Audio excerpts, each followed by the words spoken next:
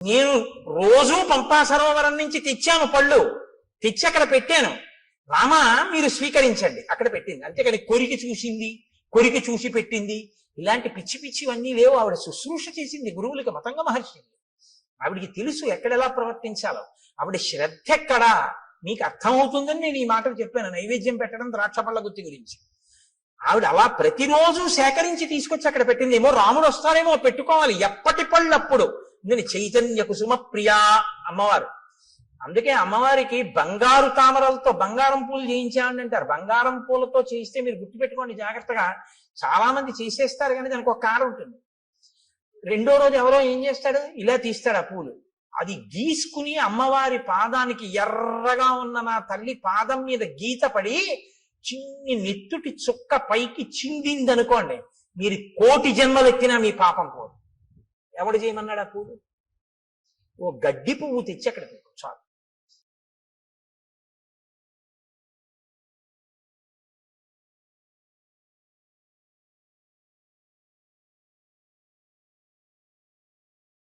మతంగ మహర్షి ఆశ్రమానికి క్రౌంచారణ్యం యొక్క చివరి భాగానికి మధ్యలో ఉన్నటువంటి వేరొక వనంలోకి ప్రవేశించారు. ఆ వనం చాలా మృగపక్షి సంకీర్ణమై ఉంది. చీకటిగా ఉన్నటువంటి అరణ్యం. అక్కడ వాళ్ళకు ఒక పెద్ద గుహ ఒకటి కనపడింది. ఆ గుహ సమీపంలోకి వెడితే గాఢాంధకారంతో కూడుకున్నటువంటి ఆ గుహ ముందు ఒక రాక్షసి ఒక ఆమె నిలబడి ఉంది. భయదామల్పసత్వానాం బీభత్సాం రౌద్రదర్శనాం లంబోదరీం తీక్ష్ణదంస్ట్రాం కరాళాం పరుషత్వచం. వాల్మీకి మహర్షి రచన ఆ శ్లోకాలు అద్భుతంగా ఉంటాయి. ఆయన అంటారు, భయదాం అల్పసత్వానాం. అల్పసత్వము అంటే తక్కువ బలం కలిగినటువంటి వాళ్ళకి. తక్కువ బలం కలిగినటువంటి వాళ్ళకి ఆవిడ భయంకరమైనది. అంటే అది ఆవిడ స్వభావం. తనకన్నా కొంచెం తక్కువ బలం ఉన్న వాళ్ళు కనపడితే ఆవిడ వీధిస్తుంది, వాళ్ళని చాలా దుఃఖ పెడుతుంది. ఎందుకని అంటే అది ఆవిడ సహజమైనటువంటి ప్రవృత్తి. తనకన్నా తక్కువ బలం వాళ్ళు కనపడితే ఆదరించడమో వాళ్ళని రక్షించడమో ఆవిడకు ఉండేటటువంటి లక్షణం కాదు. రాక్షసత్వము అంటే ఇంకేదో అని మీరేం అనుకోక్కర్లేదు. కలియుగంలో ఒక పెద్ద విచిత్రం ఒకటి ఉంది. త్రేతాయుగం వాటిల్లో అయితే రాక్షసుల యొక్క ఉపాధులు తెలిసిపోయేవి. ఒక భయంకరమైనటువంటి శరీరం, ఏదో పెద్ద పొట్ట, నోరు, దంస్ట్రలు అవి. కలియుగంలో బ్రహ్మగారు ఇచ్చినటువంటి వరం ఏమిటంటే రాక్షసుడెవరో మనుష్యుడెవరో తెలియదు, ప్రవృత్తి చేత తెలియాలి. కానీ తెలుసుకునే లోపలే ప్రమాదం వచ్చేస్తుంది. కనుక ఇప్పుడు ఆవిడ భయదాం అల్పసత్వానాం, తనకన్నా తక్కువ బలం ఉన్నటువంటి వారి పట్ల చాలా క్రోధంతో అవతల వారిని దుఃఖ పెట్టేటట్టు ప్రవర్తిస్తుంది. అంటే తనకన్నా ఎక్కువ బలం ఉన్న వాళ్ళు కనపడితే తాను పారిపోతుంది. ఇది దాని అర్థం.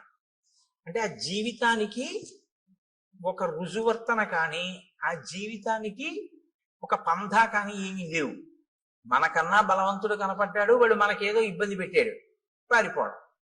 మనకన్నా తక్కువ బలం వాడు కనపడ్డాడు, వాడిని ఏడిపేశాడు. ఈ ఏడిపించేటప్పుడు సిగ్గేది, ఆ ఓడిపోయినప్పుడు సిగ్గేది. రెండు చోట్ల సిగ్గు లేకపోతే అవమానము ఇలాంటివి ఉండవు. ఎప్పుడూ ఉండేది ఏమిటి అంటే రెండు కాలముల యందు కూడా దుఃఖ పెట్టే ప్రయత్నం ఉంటుంది. ఆ ప్రయత్నంలో తను విజయం సాధిస్తే విజయం సాధిస్తుంది, విజయం సాధించకపోతే వెళ్ళిపోతుంటుంది. ఇక్కడ ఈవిడికి శూర్పణఖకి ఒక్క తేడా ఒకటి కనపడుతుంది. అరణ్యకాండలో మహర్షి ఇద్దరికి ముక్కు చెవులు పోయిస్తారు ఆడ రాక్షసులకి. అందులో ఒకరు శూర్పణఖ, ఒకరు అయోముఖి. ఇద్దరు రాక్షసి అయినటువంటి వారే. కానీ ఒకరు పగ పెంచుకునే తత్వం ఉన్నవారు, ఒకరు పగ పెంచుకోకుండా అవకాశం దొరికితే ఏడిపిస్తారు, అవకాశం దొరకకపోతే పారిపోతారు. ఒక విధంగా చెప్పాలి అంటే ఒకరికన్నా ఒకరు ప్రమాదం తక్కువ అని కానీ, ఒకరికన్నా ఒకరు ప్రమాదం ఎక్కువ అని కానీ చెప్పడం కొంచెం కష్టం. ఎందుకంటే పగ పెంచుకునే స్వభావము ప్రమాదకరమే. పగ పెంచుకోకుండా తనకన్నా తక్కువ బలవంతుడు కనపడితే ఆ తక్కువ బలవంతుడిని నిగ్రహించడం కూడా ప్రమాదకరమే కదా. ఎక్కువ బలవంతులు కదా అని చెప్పి వచ్చి వాళ్ళకి ఏమైనా వాళ్ళు వచ్చి వీళ్ళని ఇబ్బంది పెడితే వాళ్ళు అప్పటికి పారిపోతారు. పారిపోయారని జాడ్యమో సమస్య వదిలిపోయినట్టు కాదు, మళ్ళీ వస్తూ ఉంటారు. ఎప్పుడు తెలుస్తుంది తనకన్నా అధిక బలవంతులని? తను ఓడిపోతే. ఓడిపోతే ఏమైనా సిగ్గుంటుందా? ఏమీ ఉండదు. మళ్ళీ వెళ్ళిపోతుంది. మళ్ళీ ఎప్పుడు వస్తుంది? మళ్ళీ ఇంకోటి దొరికితే మళ్ళీ వస్తుంది. మళ్ళీ వాడు అధిక బలవంతుడైతే మళ్ళీ వెళ్ళిపోతుంది. తక్కువ బలవంతుడైతే ఇబ్బంది పెడుతుంది. అంటే ఆ మనస్తత్వం ఎటువంటిది అంటే దానికి మార్పు అన్నది కానీ పాఠం నేర్చుకోవడం అన్నది కానీ ఏమీ ఉండదు. సమాజంలో తాను తిరుగుతూ సమాజంలో ఉండేటటువంటి వ్యక్తులతో తాను ప్రతిరోజు సమన్వయం అవుతూ కూడా తాను ఏ పాఠాన్ని తన జీవితంలో జరిగినటువంటి సంఘటనల నుంచి నేర్చుకోకుండా ఒకే రకమైన మోసపోసిన జీవితంతో బతికేస్తూ అవకాశం దొరికినప్పుడు నేను గొప్పవాణ్ణని, అవకాశం లేనప్పుడు తను తక్కువ వాణ్ణన్న బాధ లేకుండా పారిపోయేటటువంటి మనస్థితితో సరిపెట్టుకోగలిగినటువంటి స్థితి ఉన్నవాళ్ళు ఎవరైనా అయోముఖీతత్వంలోకే వస్తారు. అంతకన్నా ఇంకా కొంచెం చెప్పడం కష్టం. మీకు సమాజంలో ఇటువంటి వాళ్ళు ఉండరని మీరు అనుకుంటున్నారా? చాలా మంది ఉంటారు. బలవంతుడు కనపడితే ఓడిపోతారు, వాళ్ళకేం సిగ్గు ఉండదు. నింత మన ఎదురుగుండా వాళ్ళకి జరిగిన అవమానానికి మనం సిగ్గుపడతాం. అరే నిజంగా రేపు ఎలా తలెత్తుకు తిరుగుతాడరా, ఎలా కనపడతాడరా, మళ్ళీ ఇంత అవమానం పొందాడు నిన్న. ఆయన తర్వాత రోజు పొద్దున్న ఎలా వస్తాడో తెలుసా? అసలు ఆ సంఘటనే జరగనట్టు వస్తాడు ఆయన. చాలా మంది ఉంటారు ఇలాగా. అంటే పేర్లు పెట్టి చెప్పడం బాగుండదు, మీరు గ్రహించగలరు. ఉద్ధతితో ప్రవర్తిస్తారు, ఎక్కడో దెబ్బతింటారు. తిని సిగ్గుపడడం ఏమీ ఉండదు. మనకన్నా చాలా సంతోషంగా ఉంటాడు ఆయన. అదేంటి అవమానం పడ్డాడు కదా, నేను రాత్రి నిద్రపోతున్నాడు పాపం కుమిలిపోతున్నాడేమో అని మీరు పలకరించడానికి వెళ్ళారనుకోండి, ఆయన మిమ్మల్ని ఎలా పలకరిస్తాడో తెలుసా? అంత బాధపడతాం ఎందుకో దానికి అంటాడు. మన అడుగుతాడు బాధపడతాం ఎందుకు దానికి, అది పెద్ద విశేషం ఏముంది అంటాడు. ఒకవేళ అతను విజయం సాధించాడు అనుకోండి, మీరు అసలు పట్టుకొనే లేరు. ఈ మన ప్రవృత్తి అత్యంత ప్రమాదకరం. అది ఎప్పటికీ ఏమీ తెలుసుకోలేదు. వీళ్ళ వల్ల ప్రమాదం ఎక్కడొస్తుందంటే వాళ్ళకేం ఉండదు. వాళ్ళకి ఒక రకంగా వాళ్ళకి ఏమిటంటే ఎప్పుడూ అలాగే గడిపేస్తూ జీవితాన్ని జీవించేస్తూ ఉంటారు. వాళ్ళని అంటి పెట్టుకుని ఉన్న వాళ్ళకి చాలా కష్టంగా ఉంటుంది. ఏంటిరా వీడికి మానవమానాలు లేవు, వీడితో ఉండడం. ఆయనకు కొడుకున్నాడు అనుకోండి, ఆ కొడుక్కి మానవమానాలు ఉన్నాయనుకోండి, ఆయన చాలా ఇబ్బంది పడతాడు. మా నాన్నగారు చెప్పలేడు తండ్రికి, మా నాన్నగారు ఏమీ తెలుసుకోరు, ఎప్పుడూ ఇలాగే ప్రవర్తిస్తారు. ఇది చాలా కష్టంగా ఉంది అని తను బరువు అవుతూ ఉంటాడు. తను బరువు అయ్యేటటువంటి పరిస్థితి మంచి ప్రవర్తన కాదు. అది దిద్దుకోవాలి, ఎవరైనా సరే దిద్దుకోవలసి ఉంటుంది. దాన్ని శ్రీరామాయణం కేవలం ఒక జరిగిపోయినటువంటి కథ అని మీరు వినాలి అనుకుంటే, రామచంద్రమూర్తి ఒక నరుడిగా అవతారాన్ని స్వీకరించి ఈ పాత్రలన్నిటితోటి సమన్వయం కావలసినటువంటి అవసరం ఆయనకి లేదు. వాల్మీకి మహర్షి ఇన్నిటిని గ్రంథస్థం చెయ్యక్కర్లేదు, ఆయన కొన్ని కొన్ని వదిలిపెట్టేసేయచ్చు. అయోముఖి వృత్తాంతం మీరు విన్నప్పుడు పైకి ఎలా అనిపిస్తుందంటే, కేవలం కథాభాగం కింద వింటే ఈ పాటి దానికి అసలు అరణ్యకాండలో ఈ స్థానం అవసరమా అనిపిస్తుంది. కానీ మీరు లోతుగా తరచి చూస్తే ఒక మనిషి తనని తాను దిద్దుకోవడానికి ఏవేవి అవసరమో అవన్నీ మనకి రామచంద్రమూర్తి చూపిస్తూ ఉంటాడు. కాబట్టి ఇప్పుడు లంబోదరీం తీక్ష్ణదంష్ట్రాం కరాళాం పరుషత్వచం, ఆవిడ చాలా పెద్ద కడుపు కలిగినటువంటిది, పెద్ద పెద్ద కోరలు ఉన్నాయి, చాలా పరుషమైనటువంటి అంటే మందమైనటువంటి చర్మము కలిగినటువంటిది. ఇప్పుడు ఆవిడ ఏం చేస్తూ ఉంటుంది అంటే, భక్షయంతీం మృగాన్ భీమాన్ వికటాం ముక్తమూర్ధజాం. ఆమె భయంకరమైన నవ్వు నవ్వుతూ కనపడినటువంటి మృగములు ఏం దొరికితే ఆ మృగముల్ని తింటూ ఉంటుంది. వికటమైనటువంటి నవ్వు నవ్వుతుంది. ముక్తమూర్ధజాం, కేశములు సంస్కరింపబడి ఉండవు, ఆ జుత్తంతా విరబోసుకుని ఉంటుంది. ఇది ఒక దారుణమైనటువంటి ప్రవృత్తి. నేను మన్నింపబడదని కాక, నేను రామాయణం చెప్తున్నాను అంతే. నేను ఇంక ఎవరిని ఉద్దేశించి చెప్పడము నా ఉద్దేశ్యం కాదు. స్త్రీ కేశపాశం కింద కట్టబడి ఉండి తీరాలి అని శాస్త్రవాక్యం. స్త్రీ కేశపాశం కింద కానీ చల్లుకుపోయి ఉంటే, విచ్చుకుపోయి ఉంటే అది దేశానికి కూడా అరిష్టం అని, అంతే, అంతకన్నా ఇంకా. కాబట్టి భక్షయంతి మృగాన్ భీమాన్ వికటాం ముక్తమూర్ధజాం. ఆమె జుట్టు చల్లుకుపోయి ఉంది. అదే రాక్షసీత్వము అన్న మాటకు అర్థం. తను బాగున్నానని తను అనుకుంటే చాలు, దాని వల్ల ఆ అపచారం వల్ల ఇతరులు పోయినా తను పట్టించుకోక్కర్లేదు. అహం అహం తయోముఖీ నామ లాభస్తే తమసి ప్రియ నాథ పర్వతకూటేషు నదీనాం పులినేషు చ ఆయుష్శేషమిమం వీర త్వం మయా సహరంసిసే. ఆవిడంటుంది, నా పేరు అయోముఖి. ఆవిడ దృష్టి లక్ష్మణమూర్తి మీద పడింది, రామచంద్రమూర్తి మీద పడలేదు. ముక్కు చెవులు కోయించుకునే వాళ్ళందరి దృష్టి లక్ష్మణుడి మీదే పడుతుందో ఏమో మరి. ఆవిడంది, నీవే నాకు తగినటువంటి భర్తవి. అంతే, ఆవిడే నిర్ణయించేసుకుంది. శూర్పణఖ ఎలా నిర్ణయించేసుకుందో అలాగే ఆవిడే నిర్ణయించేసుకుంది. కాబట్టి ఇక నువ్వు శేష జీవితం అంతా కూడా సంతోషంగా నాతో ఆ నదుల యొక్క ఒడ్ల ఎందు పర్వత శిఖరముల ఎందు విహరిస్తూ సంతోషంగా గడుపుదువు గారి. కాబట్టి నువ్వు నాతో సంతోషంగా గడపడం కోసం రా, మన ఇద్దరం భార్యాభర్తలమై గడుపుదాం అని ఆమె లక్ష్మణుణ్ణి పట్టుకుంటే ఏవ ముక్తస్తు కుపిత ఖడ్గముద్ధృత్య లక్ష్మణ కర్ణనాశే స్తనౌ చాస్య నిచకర్తారి సూదన. ఆ పట్టుకున్నటువంటి అయోముఖి యొక్క ముక్కు, చెవులు, స్తనములు వీటిని తన కత్తి పెట్టి ఆయన తెగ కోసేసాడు. తెగ కోసేస్తే ఆవిడ లక్ష్మణుణ్ణి విడిచిపెట్టేసి అరణ్యంలోకి పెద్ద రవం చేస్తూ ఏడుస్తూ నెత్తురు కారిపోతూ పరిగెత్తుకుంటూ వెళ్ళిపోయింది.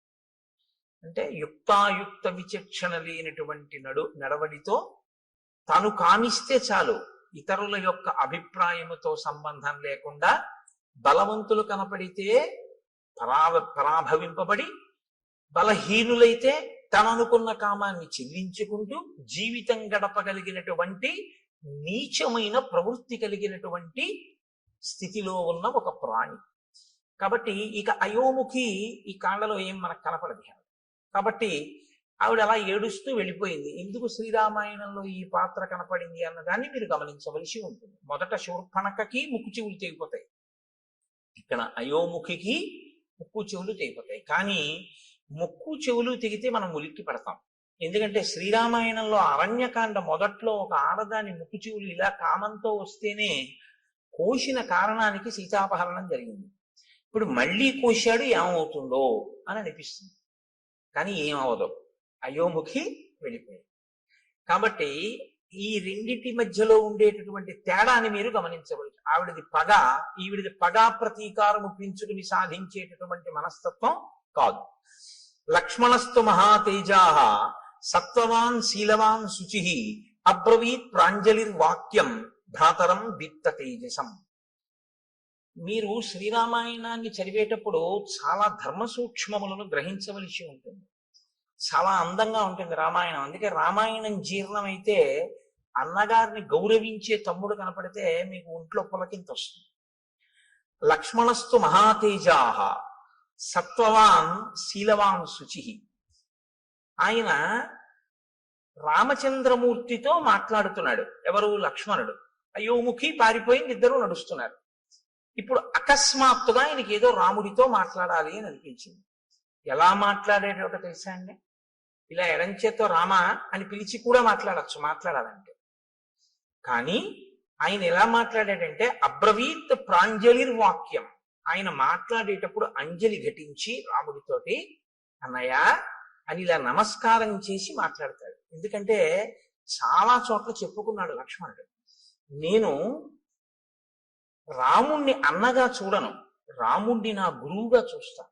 అందుకని ఎప్పుడూ అంత గౌరవంతోనూ ఉంటాడు. అందుకే రామాయణం బాగా అనుభవించకుండా రామాయణంలోది ఏదీ గీసే ప్రయత్నం చేయకూడదు. అలా ప్రయత్నం చేస్తే ఏమవుతుందో తెలుసా అండి? చూసిన వాళ్ళకి అలా ఉంటాయిలా ఉంది అందులో ఉన్న వ్యక్తిత్వాలు అని అనిపిస్తుంది. శబరి పళ్ళు తీసుకొచ్చి రాముడికి పెడుతుంటే రాముడు పుచ్చుకుంటుంటే రాముడు కూర్చున్న అరుగు మీద లక్ష్మణుడు ఎడంకాలు ఎత్తి పెట్టినట్టుగా ఉందనుకోండి ఒక ఫోటో. అలా ఉంటాడా ఎప్పుడైనా లక్ష్మణుడు?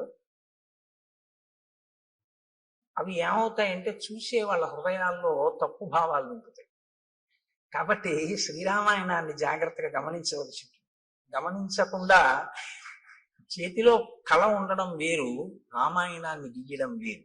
రామాయణాన్ని గీయాలి అంటే రామాయణం చదివి రామాయణం గురించి కొంత అధికారం ఉండాలి. రామాయణంలో ఉండేటటువంటి వ్యక్తిత్వాలు బహు విశిష్టమైనవి. అంత విశిష్టమైనటువంటిది, అందులో అటువంటి ఘట్టాల గురించి ఏదైనా కూర్పు చేస్తే చాలా జాగ్రత్తగా ఉంటారు. కాబట్టి నేను దేన్ని దృష్టిలో పెట్టుకున్నానో మీరు గమనించి ఉంటారు. కాబట్టి ఇప్పుడు అబ్రవీత్ ప్రాంజలిర్వాక్యం భ్రాతరం దీప్త తేజసం, అంజలి ఘటించి రామచంద్రమూర్తితో మాట్లాడుతున్నాడు. స్పందతే మే దృఢం బాహు ఉద్విగ్నమివ మే మనః ప్రాయశ్చాప్యనిష్టాని నిమిత్తాన్యుపలక్షయే. నేను మీతో తరచూ ప్రస్తావన చేస్తూ ఉంటాను. శ్రీరామాయణం ఒక ధర్మశాస్త్రం, శ్రీరామాయణం పరిపాలనా శాస్త్రం, శ్రీరామాయణం జ్యోతిష శాస్త్రం, శ్రీరామాయణం శకున శాస్త్రం. మీరు ఎలా చూస్తే రామాయణం మీకు అలా కనపడుతుంది కాదు. పక్షుల గురించి తెలుసుకోవాలా, రామాయణం చదవచ్చు. పర్వతాల గురించి తెలుసుకోవాలా, రామాయణం చదవచ్చు. భౌగోళిక శాస్త్రం పరిశీలనం చేయాలా, రామాయణం తెలుసుకోవచ్చు. మృగముల గురించి తెలుసుకోవాలా, శ్రీరామాయణం చదువుకోవచ్చు. మీరు ఏది తెలుసుకోవాలన్నా రామాయణం చదువుకుంటే మీకు అందులో తెలియని ఉండవు. ప్రతి శ్లోకము అమృత భాండమే. ప్రతి శ్లోకంలో మహర్షి సందేశాన్ని నింపి ఉంచుతారు. అందుకే ఆయన ఈయనతో మాట్లాడాడు అని ఆయన చెప్పరు. అలా చెప్పడం చాలా తేలిక. అలా చెప్పరు. మాట్లాడేటప్పుడు ఎలా నిలబడి మాట్లాడాడు చెప్తారు. ఒక ఆయన వచ్చాడు, ఎవరు ముందు లేచారు, ఎవరు తర్వాత లేచారు, ఎవరు ఎవరికి అర్ఘ్యం ఇచ్చారు, పాద్యం ఇచ్చారు, ఎవరు ఎవరితో ఏ ప్రశ్న వేశారు, ఎవరు ఎలా జవాబు చెప్పారు. ఒక సంఘటన అయిపోయిన తర్వాత రాముడు అన్ని లక్ష్మణుడికి చెప్తూ ఉంటాడు.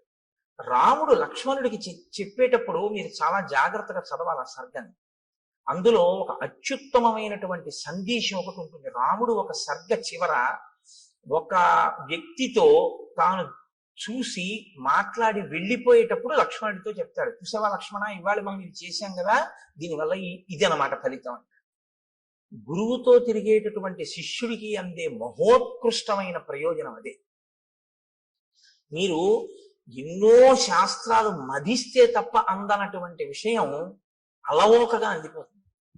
ఎందుచేతనంటే ఆయన అనుభవించి ఉన్నాడు, ఆయన చదివి ఉన్నాడు, ఆయన మీకు అలా అందించేస్తుంటాడు. ఆయన నడవడిని మీరు గమనిస్తుంటే చాలు, మీకు అవన్నీ అందిపోతుంటాయి, చాలా తేలిగ్గా అందిపోతుంటాయి. ఇది ఒక గురువు వెనకాతల ఉండేటటువంటి శిష్యుడికి ఎలా ఉంటుందో, ప్రాజ్ఞుడైన అన్నగారిని గురువుగా భావించి విడుతున్నటువంటి లక్ష్మణుడికి అందుతున్న ఐశ్వర్యం అది. అది తరిగిపోని చెరిగిపోని ఐశ్వర్యం. అందుకే రాముడితో కలిసి ఉండడమే ఆయన ఐశ్వర్యం. అందుచేత లక్ష్మణుడు అయ్యాడు. కాబట్టి చూడండి, ఇప్పుడు ఆయన అంటున్నాడు, స్పందతేమే దృఢం బాహు. అన్నయ్య, నా భుజం అదురుతోంది, ఎడం భుజం. ఎడమ భుజం పురుషుడికి అదిరితే అది అశుభ సూచన, ఏదో దుర్నిమిత్తము, జరగకూడనిది జరుగుతోంది అని.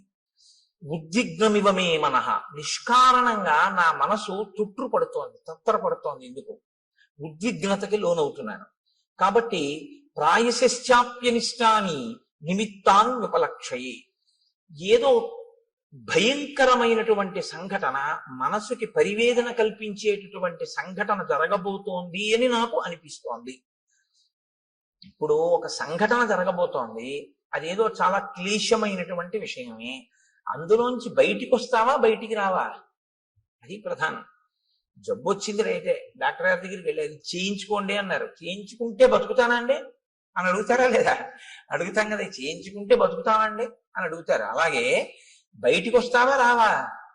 దుర్నిమిత్తం కనపడుతోంది, జరగకూడనిది జరుగుతోంది అని తెలుస్తోంది, బయటికి వస్తావా?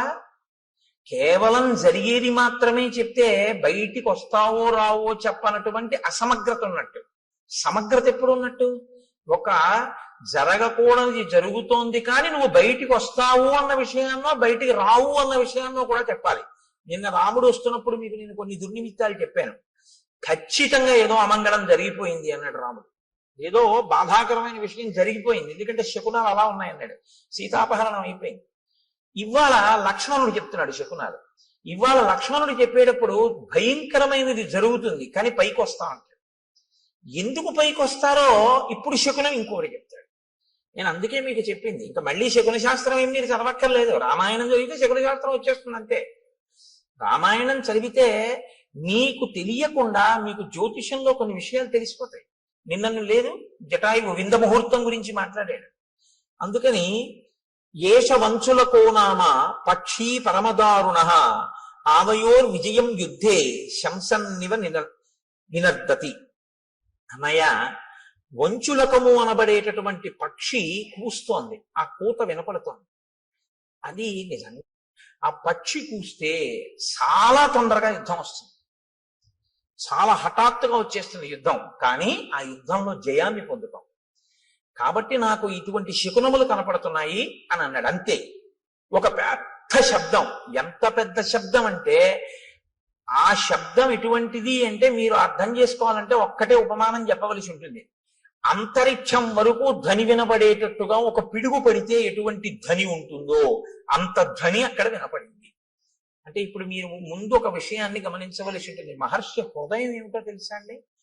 రాముడు బాలకాండలో శివధనస్సుని ఎక్కుపెట్టినప్పుడు ధనుర్భంగం అయింది.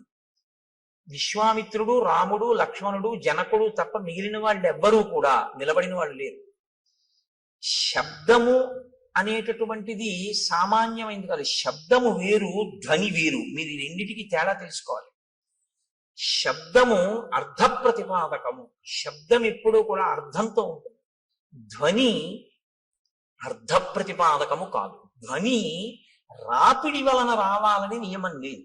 శబ్దము రాపిడి వలన వస్తుంది ఎప్పుడైనా అంతే. శబ్దములన్నీ కూడా అర్థ ప్రతిపాదకములో లేదా మనస్సుకి సుఖదాయకములో అయి ఉంటాయి. అందుకే ఘర్షణ చేత పుడతాయి. నేను మీకు ఒక ఉదాహరణ చెప్పాలంటే, ఇప్పుడు నేను చెప్తున్న దాన్ని శబ్దము అని అనవలసి ఉంటుంది. ఎందుకంటే నా మూలాధార చక్రం దగ్గర నుంచి లాగబడినటువంటి వాయువు అనేక చక్రాలకు తగులుతూ పైకొస్తుంది. పైకొచ్చేటప్పుడు ఒరిపిడి చెందుతుంది, రాసుకుంటుంది. చిట్ట చివర నా యొక్క ఆ స్వరపేటిక దగ్గరికి వచ్చేటప్పటికి ఆ వాయువు బాగా రాపిడి చెంది ఉరుసుకుని అక్షరములుగా, పదములుగా, వాక్యములుగా మారి నా నోటి వెంట బయటికి వస్తుంది. ఉరిపిడి చేత పైకి వస్తుంది. నేను ఒక వైలిన్ వాయించాను అనుకోండి, చేతితో ఒక తాడు ఉన్నటువంటి పరికరం లాంటి దాన్ని పట్టుకుని తీగల మీద లాగితే ఆ ఒరిపిడికి ధ్వని వస్తుంది. ఒక వీణని గోటితో పెనగితే ధ్వని వస్తుంది. అలా మీకు ఎప్పుడైనా సరే ఒరిపిడి వలన వస్తే, అంటే ఘర్షణ వలన పుడితే దాన్ని శబ్దము అంటారు. ఇప్పుడు ఆ శబ్దం ఏం చేస్తుంది? అందుకే వేదరాశికి శబ్దరాశి అని పేరు. అర్థ ప్రతిపాదకమై దానికి ఏదో ఒక ప్రయోజనం ఉంటుంది. ప్రయోజనం లేనిది అనుకోండి, దానికి ఏమిటి అంటే మీరు చెప్పలేరు అనుకున్నప్పుడు దాన్ని శబ్దం అనకూడదు, ధ్వని అనాలి. పిల్లాడు ఆడుకుంటూ ఉంగా అన్నాడు అనుకోండి, దానికి అర్థం ఏంటి చెప్పండి అన్నారు అనుకోండి, ఏం చెప్తారండి? ఉంగా అన్నాడు పిల్లాడు, చంటి పిల్లాడు. ఏమయ్యా నువ్వు రామాయణం చెప్పావు కదా, దీనికి అర్థం చెప్పన్నారు అనుకోండి, ఎవరు చెప్తారు దానికి? అప్పుడు దాన్ని ఏమనాలంటే ధ్వని. అంటే దానికి ఒక అర్థం ఏం ఉండదు. అర్థం లేకుండా చేయబడేటటువంటిది ఏది ఉంటుందో దానికి మీరు ఏ అర్థము చెప్పడం కుదరదో వాటికి ధ్వనులని పేరు. కాబట్టి ఇప్పుడు ఏర్పడినది శబ్దమా ధ్వన అంటే యథార్థమునకు పెద్ద ధ్వని అని మీరు అనవలసి ఉంటుంది. ఎందుకంటే దానికి ఒక అర్థం లేదు. కానీ ఒక పిడుగు నేల మీద పడితే ఆ శబ్దము, ఆ ధ్వని అంతరిక్షం వరకు వినపడితే ఎంత ధ్వని ఉంటుందో అంత ధ్వని ఉంది. ధ్వనికి ఉండేటటువంటి లక్షణం ఏమిటో తెలుసా అండి? ధ్వనికి కానివ్వండి, శబ్దమునకు కానివ్వండి, ప్రాణాలు పొయ్యగలదు, ప్రాణాలు తీయగలదు. ఈ రెండు ఉంటాయి. ఎందుకో తెలుసా అండి? ఒక్కొక్కసారి ప్రాణం పోస్తుంది, ఒక్కొక్కసారి ప్రాణం తీసేస్తుంది. మీరు చూడండి, నిశ్చేష్టుడైపోయాడు అనుకోండి ఎవరో, మీరు వెళ్ళి ఏ తప్పట్లు కొట్టడమో ఏదో చేస్తే ఆ స్పృహలోకి వస్తారు, తీసుకొస్తుంది. దానికి ఆ శక్తి ఉంటుంది. శబ్దము మిమ్మల్ని జ్ఞానవంతుల్ని చేస్తుంది. లేకపోతే వినడం ఎందుకండి? వినడం వల్ల ఏదో మీకు తెలుస్తుందని కదా వింటూ ఉంటారు. అదే శబ్దము చాలా తీవ్ర స్థాయిలో వచ్చింది అనుకోండి, మనిషి ప్రాణం వదిలిపెట్టేస్తారు. అందుకే పిడుగు పడితే పిడుగు యొక్క ధ్వనికి ఆ భవనములు కింద పడిపోతుంటాయి. అక్కడ ఉన్నటువంటి జీవరాశి చెట్లు కూడా నేల కొరిగిపోతాయి. ఎందుకని అంటే ఆ శబ్ద ప్రకంపనలు, ధ్వని ప్రకంపనల యందు శక్తి తరంగములు ఉంటాయి. దీన్ని మొట్టమొదట ప్రతిపాదించిన వాళ్ళు ఎవరంటే భారతదేశంలో ఆర్షధర్మంలో ఋషులు ప్రతిపాదించి కదలిక ఉన్న ప్రతిదాన్ని శక్తి స్వరూపంగా భావన చేశారు మన వాళ్ళు. అందుకే శబ్ద బ్రహ్మమయీ చరాచరమయీ జ్యోతిర్మయీ వాంగ్మయీ తత్వాతీతమయీ నిరంజనమయీ అని అమ్మవారిని స్తోత్రం చేశారు. అమ్మవారిని స్తోత్రం చేశారు అంటే మీరు ఒకటి గుర్తుపెట్టుకోవాలి, కదులుతున్నది ఏదైనా శక్తిగా భావన చేశారు. కదిలి కదిలి ఇక కదలవలసిన అవసరం లేని రీతిలో నీలో నువ్వు అనుభవించవలసిన ఆనందాన్ని శివుడిగా సంకేతించాడు. కాబట్టి ఇప్పుడు శివశక్తులు రెండు ఎప్పుడు కలిసే ఉంటాయి. ఈ రెండిటిని మీరు వేరు చేసి చూడడం అనేటటువంటిది ఎప్పుడూ కుదరదు. అందుకే ఈ ప్రపంచం అంతా కూడా పరమశివ తాండవ పార్వతీ లాస్య స్వరూపము అన్నారు శంకరాచార్య వారు. లాస్యం అంటే భావం, తాండవం అంటే కదలిక. మీరు చూడండి, మీకు ఈ ప్రపంచం అంతా శివస్వరూపంగా మంగళస్వరూపంగా చూడడం ఎలాగా అంటే దానికి ఆ దృష్టికోణాన్ని శంకరులు అందించారు. అందుకని వారు జగద్గురువులు అయ్యారు. కదలకుండా ఉండదు. ఇప్పుడు నేనేదో మాట్లాడుతున్నాను, కదులుతూ ఉంటాను. కదలిక తాండవం శివస్వరూపం. ముఖమునందు భావ ప్రకటనము అమ్మవారు లాస్యం. ఒక ఆయన నవ్వుతూ ఉంటాడు, ఒక ఆయన విచారంగా ఉంటాడు, ఒక ఆయన సంతోషంగా ఉంటాడు, ఒక ఆయన హాస్యం ఆడుతూ ఉంటాడు. మీరు అలా వెడితూ చూస్తుంటే రకరకాల భావనతో ఉంటారు. అందరూ ఒక్కలా ఉండరు. ఇన్ని భావనలు అమ్మవారు, ఇన్ని కదలికలు ఈశ్వరుడు. కదలిక భావన కలిసే ఉంటాయి. ఎప్పుడు చూడండి, కలిసే ఉంటాయి అనేటప్పటికీ నేనేమన్నాను, ఇలా అన్నాను. అంటే లోపల కలయిక అన్న భావన రాగానే నేను ఇలా సంకేతించాను. ఈ భావన ఈ కదలిక రెండు ఒకదాన్నొకటి అనుసరించడం. వాగర్ధావివ సంపృక్తౌ వాగర్ధ ప్రతిపత్తయే జగత పితరౌ వందే పార్వతీ పరమేశ్వరౌ. వాళ్ళిద్దరి స్వరూపమై ఈ జగత్తంతా ఉందయా. పార్వతీ పరమేశ్వరులు ఈ లోకమంతా నిండి ఉన్నారు. నువ్వు అలా చూడగలిగితే జగత్తు తాండవ లాస్య స్వరూపము. కాబట్టి దాన్ని వాల్మీకి మహర్షి ఎందుకండి అంత గొప్పగా ఆ విషయం కూడా మాట్లాడడం అంటే, అది ఇంకొకటి వింటే చచ్చుండివాడు. తట్టుకోగలిగారు అంటే ఇప్పుడు దాని మూలస్థానమును కూడా ఛేదించగలిగినటువంటి పరాక్రమవంతులు. చిలికే అంత బలం ఉంటే చేతులకి ఎంత బలం ఉండాలి. కాబట్టి ఇప్పుడు మూలస్థానాన్ని ఛేదించగలరు. ఇది రామచంద్రమూర్తి యొక్క లక్ష్మణుని యొక్క వీర్యము, పరాక్రమము. మీతో నేను చాలా మార్లు మనవి చేస్తున్నాను, వీర్యం అన్న మాటకు అర్థం అదే. ఎదుట వస్తున్నటువంటి ఎదిరింపునకు లేదా తనతో తలపడుతున్నటువంటి స్థితిలో ఉన్న ఎదురుగుండా కనపడుతున్నటువంటి ప్రతిద్వంద్వి యందు లోపల తాను చెక్కు చెదరక ఎదుటివాడిని చెక్కు చెదిరిపోయేటట్టు చెయ్యగలిగినటువంటి ప్రజ్ఞకి వీర్యం అని పేరు. ఇది లోపల నిబిడీకృతమై ఉంటే పరాక్రమం అని పేరు. కాబట్టి ఇప్పుడు ఈ వీర్య పరాక్రమములు ఉన్నవారు కాబట్టి అందుకని అడిగారు వాల్మీకి మహర్షి, కోన్వస్మిన్ సంప్రదంలోకే గుణవాన్ కశ్చి వీర్యవాన్ ధర్మజ్ఞశ్చ కృతజ్ఞశ్చ సత్యవాక్యో దృఢవ్రతః చారిత్ర్యేణ చ కోయుక్తః సర్వభూతేషు కోహితః విద్వాన్ కః కస్సమర్థశ్చ కశ్చైక ప్రియదర్శనః ఆత్మవాన్ కో జితక్రోధో ద్యుతిమాన్ కో రణసూయకః. ఇన్ని ప్రశ్నలు వేయడానికి కారణం అదే. కాబట్టి ఇప్పుడు వారు ఆ ధ్వనిని విని వాళ్ళు ఏమనుకున్నారంటే ఇంత పెద్ద ధ్వని ఎక్కడి నుంచి వచ్చింది అని ఆశ్చర్యపోయారు. వారు ఆశ్చర్యపోయే లోపలే వారికి ఎదురుగుండా ఒక స్వరూపం ఒకటి కనపడింది, ఒక పెద్ద ఆకారం ఒకటి కనపడింది. ఆకారము అన్న మాట నేను ఎందుకు అనవలసి ఉంటుందంటే, చూడగానే గుర్తుపట్టగలిగితే ఇది బలానా అని గుర్తుపట్టగలిగారు అనుకోండి, మీ ప్రజ్ఞకు అందుతోంది అని గుర్తు.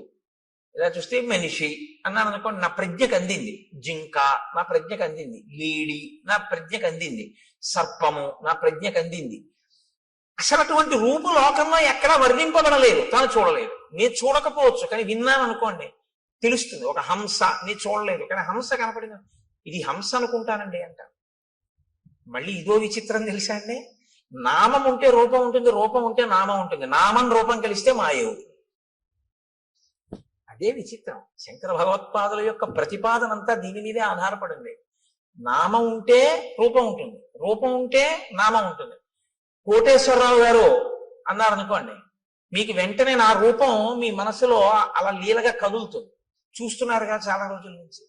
కోటేశ్వరరావు అనబడేటప్పటికీ నేను ఇలా వస్తూ ఉంటే ఆ కోటేశ్వరరావు వస్తున్నారు అంటే నా రూపాన్ని నామంతో గుర్తిస్తారు. అలా ఇంకోళ్ళు వస్తున్నారు అనుకోండి, కోటేశ్వరరావు వచ్చారా అండి అన్నారు అనుకోండి ఎవరైనా కొత్త వాళ్ళ, ఆయన కాదండి రాలేదంటారు. నామము రూపము పక్క పక్కనే ఉంటాయి. కుండ అన్నాను అనుకోండి, కుండ ఎలా ఉంటుందో మీకు వెంటనే మనసు చూపిస్తుంది, ప్రొజెక్ట్ చేస్తుంది. అసలు నిజానికి మీరు పెట్టిన పేరు మీరు చూపించిన పదార్థము రెండు అసత్యాలు. దాన్ని కుండ అనకుండా కర్ర అని కొత్తగా పేరెడుతున్నానన్నా దానికి ఏం అభ్యంతరం ఏమి ఉండదు. రెండు, అది మట్టి యొక్క వికారం, అది అసలు నిజానికి దాని సత్యం అది కాదు. సరే, ఇప్పుడు నేను మళ్ళీ శాంకర సిద్ధాంతం మాయాది కాదు, కానీ నామరూపములు అదొక గమ్మత్తు. కాబట్టి మనస్సుకి ఉండేటటువంటి పరిమితి ఏమిటంటే తను వినన్నా ఉండాలి, తను చూసన్నా ఉండాలి. విని కాని చూసి కాని ఉంటే ప్రాణిని గుర్తిస్తుంది. ఇప్పుడు రామలక్ష్మణులు ఇద్దరు ఏమిటి అలా ఉన్నాడన్నాడు అనుకోండి, రామలక్ష్మణులు కూడా ఎన్నడూ ఊహించలేదు అన్నమాట. అటువంటి ప్రాణి ఒకటి లోకంలో ఉంటుంది అని రామలక్ష్మణులు ఊహించలేదు. వీళ్ళిద్దరు ఎటువంటి వాళ్ళు, వంచులకము కూస్తోందని చెప్పగలిగిన వాళ్ళు. పిట్టరు మనం ఎంత తేలిగ్గా చెప్తామో కాకెరుస్తోందని రామలక్ష్మణుల అరణ్యంలో పిట్టల కూటలు అంత బాగా చెప్తారు. అన్ని మృగాలు చెప్తారు వాళ్ళు. అటువంటి వాళ్ళు ఆ ఎదురుగుండా ఉన్న ప్రాణిని గుర్తించలేకపోయారు. ఇది విరూపము అన్న పేరు. అంటే అసలు ఎవరు ఊహించనంత వికృతంగా ఉంటుంది. కాబట్టి ఇప్పుడు అది మనసుకి ఖేదము కల్పించవచ్చు, ఒక్కొక్కసారి ఉల్లాసమును కల్పించవచ్చు, రంజకత్వం ఉంటే అందులో. కాబట్టి ఇప్పుడు వాళ్ళిద్దరూ దూరంగా ఉన్న ఆ ప్రాణి వంక చూశారు. వెంటనే మహర్షి ఏం చేస్తారంటే దాన్ని ముక్కల కింద విరవకుండా చూపించేస్తారు. అది ప్రజ్ఞ, కవి యొక్క ప్రజ్ఞ మీరు చూడాలి. ఎందుకో తెలుసా అండి, ఆయన రాముడి కళ్ళల్లోంచి ఘంటం కదులుతుంది. ఇప్పుడు రాముడు చూస్తున్నాడు, రాముడు చూసేటప్పుడు ఆ చూపు చకచక నడిచేస్తుంది. అంటే ఎలా చూశాడు అన్నది పైనుంచి కింద వరకు ఆ ప్రాణి ఎంత విచిత్రంగా ఉందో చూస్తారు. అంతేగాని సగం చెప్పి మళ్ళీ ఎటో చూసి చెట్టు చెప్పి మళ్ళీ ఇది చెప్పి అలా ఉండదు. ఆ రచనలో ప్రజ్ఞ. వాల్మీకి మహర్షి ఘంటం రాముడి కన్నులను బట్టి కదులుతోంది. ఇప్పుడు ఆయన రాముడిలో ప్రకాయ ప్రవేశం చేసి ఆ ఎదురుగుండా ఉన్నటువంటి రాక్షసుణ్ణి చూసి ఘంటాన్ని కదుపుతున్నారు. మీరు శ్రీరామాయణాన్ని బహుభంగిమల చూడవలసి ఉంటుంది. ఎందుకంటే వాల్మీకి మహర్షి తరువాత కవులకు ఆదర్శం అయ్యారు. కాళిదాసాది మహాకవులు కూడా వాల్మీకి మహర్షినే అనుసరించారు. కాబట్టి వివృద్ధం అశిరోగ్రీవం కబంధముదరే ముఖం అగ్నిజ్వాలానికాశేన లలాటస్థేన దీప్యత మహాపక్ష్మేణ పింగేన విపులే నాయతేన చ ఏకేనోరసి ఘోరేణ నయనే నాశుదర్శిన మహాదంస్ట్రోపపన్నం తల్లేలిహాసం మహాముఖం భక్షయంతం మహాఘోరాన్ రోక్ష సింహ మృగద్విపాన్ ఘోరౌ భుజౌ నికుర్వాణం ఉభౌ యోజనమాయతం. ఆయన ఘోరే భుజౌ వికుర్వాణం. ఆ ఉన్నటువంటి ఎదురుగుండా ఉన్న ప్రాణి ఎలా ఉన్నాడంటే తల లేదు. తల లేకపోతే బీభత్సంగా ఉంటుంది. అది ఆ ప్రాణి ఏం చేస్తుందంటే మీకు బీభత్స రసాన్ని ఉద్భుతం చేస్తుంది మా లోపల నుంచి. ఎదురుగుండా ఉన్న ప్రాణి తలకాయతో ఉందనుకోండి పర్వాలేదు, ఓ చెయ్యి లేకపోతే మీరు చూడడం కొంచెం తేలిక, ఒక కాలు పోతే మీరు చూడడం తేలిక.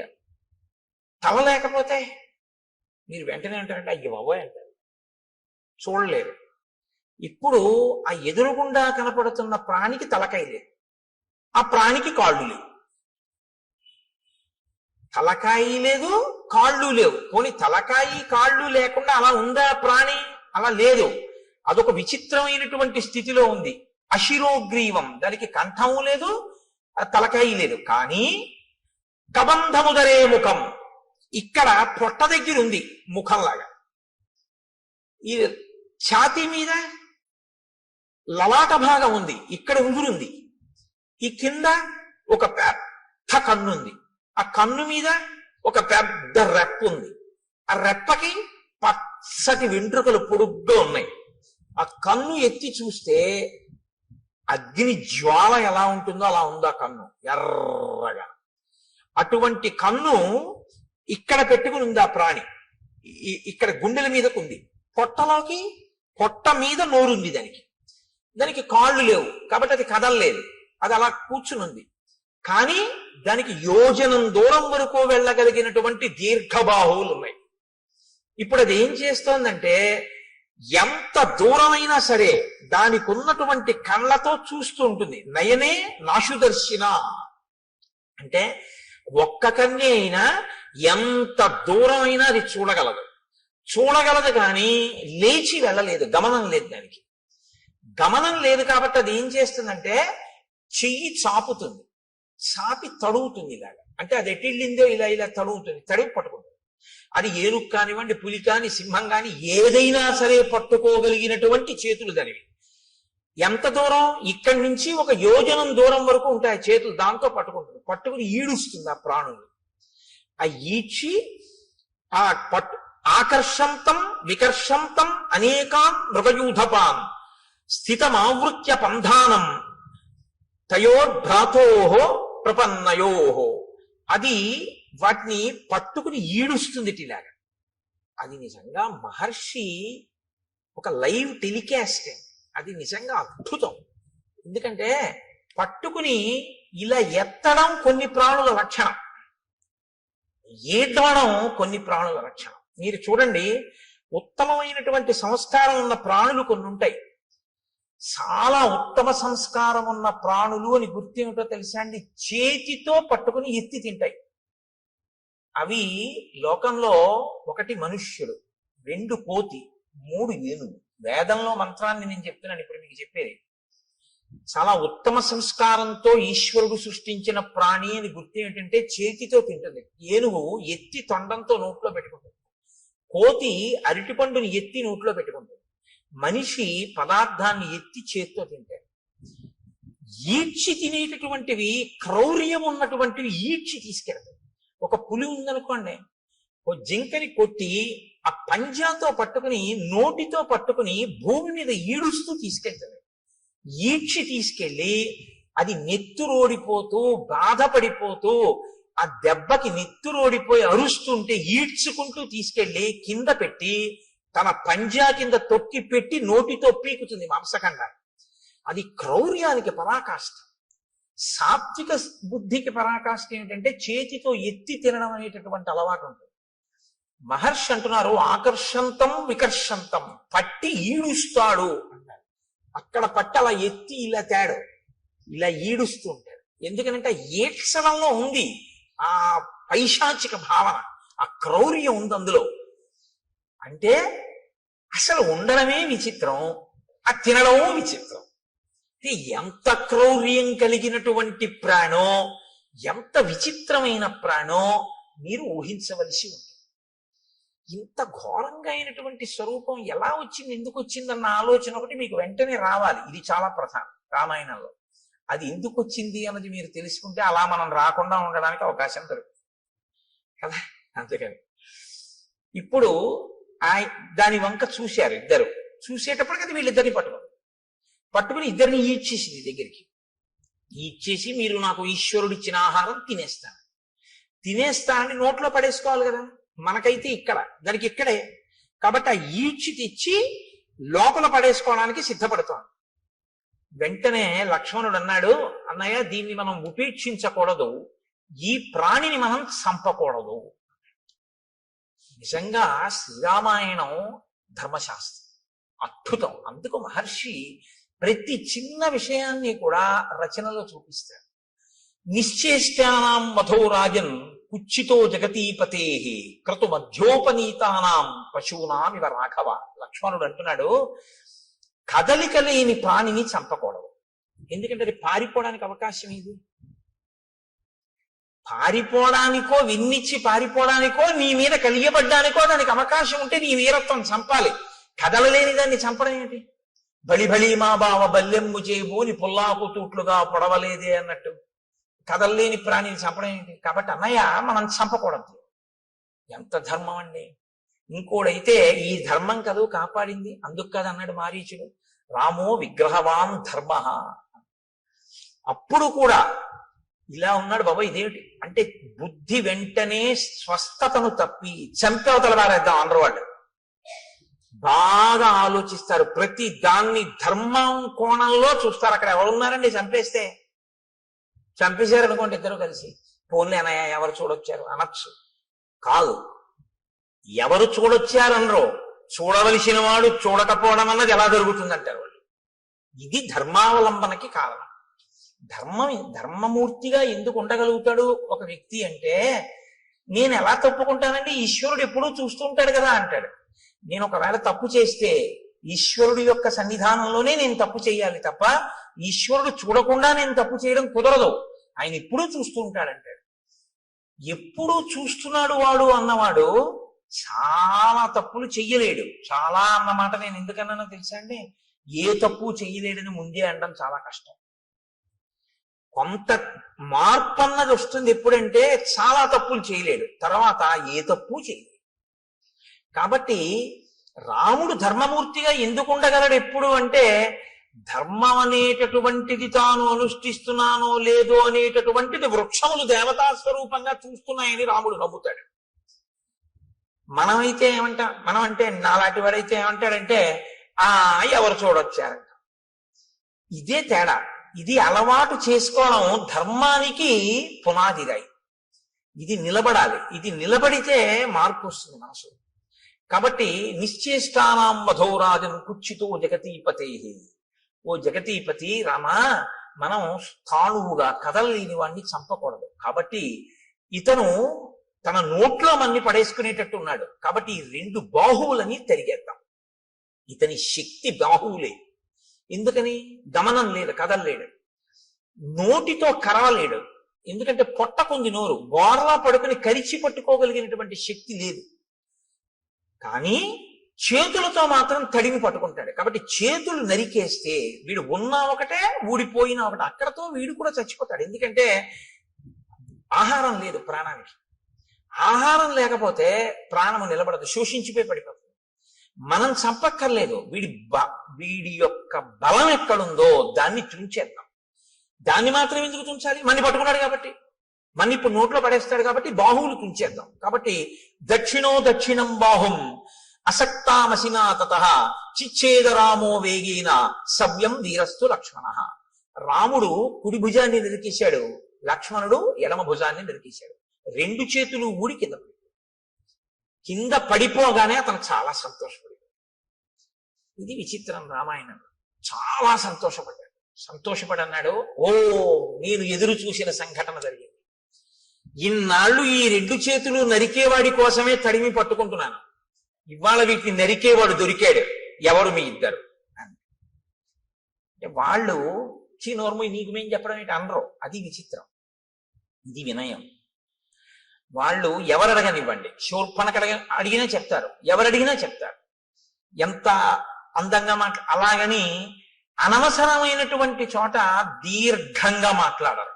సమయాన్ని ఎంత పొదుపుగా వాడి మాట్లాడతారంటే, ఎక్కడ ఎంతవరకు అవసరమో, ఏది అవతల ప్రాణికి చెప్పవలసి ఉంటుందో అక్కడ వరకే చెప్తారు తప్ప అదే పనిగా సొదపెట్టి అర్థం లేకుండా మాట్లాడడం ఉన్నది ఉండదు. అందుకే నేను మీతో మనవి చేస్తున్నాను, శ్రీరామాయణం మీరు బాగా చదివితే మాట్లాడడంలో ప్రజ్ఞ మీకు వస్తుంది.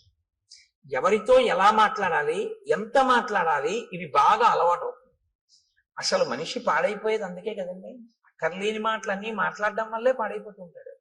కాబట్టి అయమిక్ష్వాకుదాయాదో రామో నామ జనైశ్రుత అస్యై వారజం విద్ధి భ్రాతరం మాంచ లక్ష్మణం. నేను అయమిక్ష్వాకుదాయాదో రామో నామ జనైశ్రుత, ఈయన మా అన్నగారు రామచంద్రమూర్తి. అస్యై వావరజం విద్ధి, నేను ఆయన తమ్ముణ్ణి. భ్రాతరం మంచ లక్ష్మణం, నేను ఆయన తమ్ముణ్ణి, నన్ను లక్ష్మణుడు అంటారు.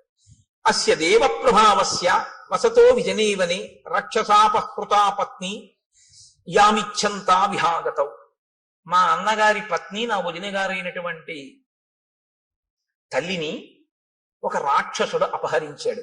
ఆవిడ్ని వెతుక్కుంటూ ఈ అడవిలో తిరుగుతున్నాం. నువ్వెందుకు ఇలా ఉన్నావు అని అడిగాడు. ఇప్పుడు తామెవరో సత్యం చెప్పి నువ్వెవరు, అంతేగాని కైకమ్మ, దశరథుడు, వరాలు అయిన చోట కాంచోట అన్ని చోట్ల వాళ్ళు మాట్లాడారు. ఇప్పుడు ఆయన అన్నాడు, పురారామ మహాబాహో మహాబల పరాక్రమ రూపమాసీన్మమాచింత్యం త్రిషు లోకేషు విశ్రుతం యథా సోమస్య శక్రస్య సూర్యస్య చ యథా వపుః. ఎంత అందంగా మాట్లాడాడు. రెండు చేతులు తెగిపోయిన తర్వాత అన్నాడు, రామా మహాబాహో, గొప్ప చేతులున్నవాడా, ఈ చేతులు నరికినవాడా, మహాబల పరాక్రమ, గొప్ప బలపరాక్రమములు ఉన్నవాడా, నేను ఒకప్పుడు చాలా అందమైనటువంటి వాణ్ణి. 3 లోకములలో నా అంత అందగాడు లేడు. యథా సోమస్య శక్రస్య, సోముడి అందం ఎటువంటిదో, శక్రుడు అంటే ఇంద్రుడి యొక్క అందం ఎటువంటిదో, సూర్యుని యొక్క తేజస్సు ఎటువంటిదో అటువంటి శరీరము కలిగినటువంటి వాడిని నేను. అంటే శరీరమునకు అందము, శరీరమునకు కాంతి అన్నీ ఉన్నవాడు. అందుకని అటువంటి ఉపమానాలు వేశారు. ఆ తేజస్సు అవతల వారికి ఆహ్లాదాన్ని కల్పిస్తుంది. కాబట్టి సోముడు అంత అందమైన, అంత లావణ్యము, అంత కాంతి కలిగినటువంటి వాణ్ణి. ఇది నాకు ఈశ్వరుడు ఇచ్చినటువంటి బహుమానం. కాబట్టి నేనేం చెయ్యాలి? ఈశ్వరుడు నీకేది ఇచ్చాడో దాంతో నువ్వు 10 మందిని సంతోషపెట్టాలి. అప్పుడు నువ్వు నీ యొక్క విభూతిని ఈశ్వర పరం చేసినట్లు అవుతుంది. అందుకే మీరు కొంచెం జాగ్రత్తగా గమనించండి. అక్షరాభ్యాసము అని ఒక సంస్కారం చేస్తారు మన వాళ్ళు. అది చేయకుండా పంపించరు. బడికి పంపించడం కానీ, పలక ముట్టుకోవడం కానీ, పుస్తకం ముట్టుకోవడం కానీ, అక్షరం రాయడం కానీ ఒప్పుకోరు. ముందు ఎవరు తమ జీవితంలో తమకి ఉన్న విభూతిని సమాజపరం చేసి ఈశ్వరుడిచ్చిన విభూతిని ఈశ్వరుడికి నైవేద్యం పెట్టి జీవితంలో ప్రసాద బుద్ధితో బతికి 10 మంది చేత సహభాష అనిపించుకుని కీర్తి గణించాడో, ఎవడు భగవద్భక్తి తత్పరుడో అటువంటి ఆ పెద్దల తొడ మీద కూర్చోపెట్టి ఆయన చేత్తో పిల్లవాడి చెయ్యి పట్టుకుని పలకలో ముందు దిద్దిస్తాడు. ఓం నమ శివాయ సిద్ధం నమః. ఎందుకు రాయిస్తారో తెలుసా అండి? అలా రాయించడం వెనక ఒక రహస్యం ఒకటి దాగి ఉంది సనాతన ధర్మంలో. నువ్వు రేపు పొద్దున్న ఒక పెద్ద గణిత శాస్త్రజ్ఞుడు అవ్వచ్చు, నిన్ను మించిన గణిత శాస్త్రజ్ఞుడు లేకపోవచ్చు, కానీ నీకొకటి తెలిసి ఉండాలి. నాకు ఇన్ని లెక్కలో వచ్చండం కాదు, ఇన్ని లెక్కలు తెలుసున్న నాకు కూడా అంతటా ఆవరించినటువంటి ఆత్మతత్వాన్ని లెక్క కట్టడం చేత కాదు అని చెప్పారు. ఏది లెక్క కట్టలేవో నీకొచ్చిన లెక్కల వలన నువ్వు తెలుసుకోవాలి. అప్పుడు ఏమవుతుందంటే నీ విభూతి వినయానికి పరాకాష్ఠం. ఇది జాగ్రత్తగా పట్టుకున్నారో లేదో నేను చెప్పింది. అందుకే అమ్మవారికి శ్రీమాత అని పేరు. అందరికీ అన్ని ఇవ్వగలదు, కానీ ఆవిడ శక్తిని కొలవడం ఎవరికీ సాధ్యం. ఏది మీరు కొలుద్దామంటే మీ కొలతలకి అందదో, మీ లెక్కలకి అందేది కాదో, అందక వేదమంతటిది కూడా ఇంకింతకన్నా నాకు చెప్పడం చేత కాదని అలా చెప్పి ఊరుకుందో, అది లెక్కలకు అందని పెద్ద లెక్క అని తెలుసుకోవడం లెక్కలు బాగా వచ్చానన్న వాడికి ఉండవలసిన మొదటి లక్షణం. బాగా లెక్కలు వచ్చిన వాడికి ఏం తెలియాలంటే ఇది నా లెక్కకి అందదని తెలిసి ఉండాలి. ఆ అందనిదేదో అది పరబ్రహ్మం. సహస్రశీర్ష పురుష సహస్రాక్ష సహస్రపాత్ స భూమిం విశ్వతో వృత్వా అత్యతిష్టదశాంగుళం. ఇది బాగా అర్థం అవ్వాలని గణిత శాస్త్రజ్ఞుడు అయ్యాడు. ఈ బ్రహ్మాండములన్నీ ఎంతవరకు ఉన్నాయని నువ్వు ఊహ చేస్తున్నావో, ఎందుకంటే నీ కంటికి అందవు, ఏదో నువ్వు లెక్క కట్టావు, కాంతి వేగం, శబ్ద వేగము, ధ్వని వేగము, ఇలాగా ఈ వేగంతో కొలిస్తే ఎంతవరకు ఉన్నాయని నువ్వు అనుకుంటున్నావో అంతకన్నా ఒక 10 అంగుళాల పై వరకు ఈశ్వరుడు ఉన్నాడు. నువ్వు చూపుకి ఎంత శక్తి ఉందనుకుంటున్నా, ఒక రాడార్ పెట్టారనుకోండి సముద్రపుటొడ్డున కొండ మీద, ఆ రాడార్ తిరగడానికి ఓ లెక్క కడతారు. అది తిరుగుతున్నప్పుడు సముద్రం లోపల ఉన్న ఓడలకి ఇక్కడ నౌకాశ్రమం ఉన్నది అన్న, నౌకాశ్రయం ఉన్నది అన్న సూచన తెలియడం కోసం ఇక్కడి నుంచి ఇక్కడ వరకు ఇలా తిరగాలి. మీరు విశాఖపట్నం లాంటి ఊళ్ళకి వెడితే రాత్రి వేళ కొండ నుంచి ఒక్కసారి ఆకాశంలో అలా తిరుగుతుంటుంది ఆ లైట్ హౌస్. దానికి లెక్క కడతారు. అమ్మవారి కన్ను ఇక్కడి నుంచి ఇక్కడికి ఇలా తిప్పితే ఎంత దూరం వెడుతుంది మీరు లెక్క పెట్టండి. ఇది గణిత శాస్త్రజ్ఞుడు అంటే. శంకరాచార్యులు వారు పెద్ద గణిత శాస్త్రజ్ఞుడు. ఎందుకో తెలుసా అండి? ఎంత వెడుతుందో ఆయన చెప్పలేదు. దృశా ద్రాఘీయస్యాదరదళిత నీలోత్పల రుచా అన్నారు. అమ్మా, ఈ బ్రహ్మాండములు ఎంతవరకు ఇటుపక్కకున్నాయో అంతకన్నా దాటి వెడుతుందన్నారు. అంతే తప్ప ఈ బ్రహ్మాండముల వరకు చూస్తాం లేదు. అలా అయితే లెక్క అందింది అమ్మవారి చూపుడు.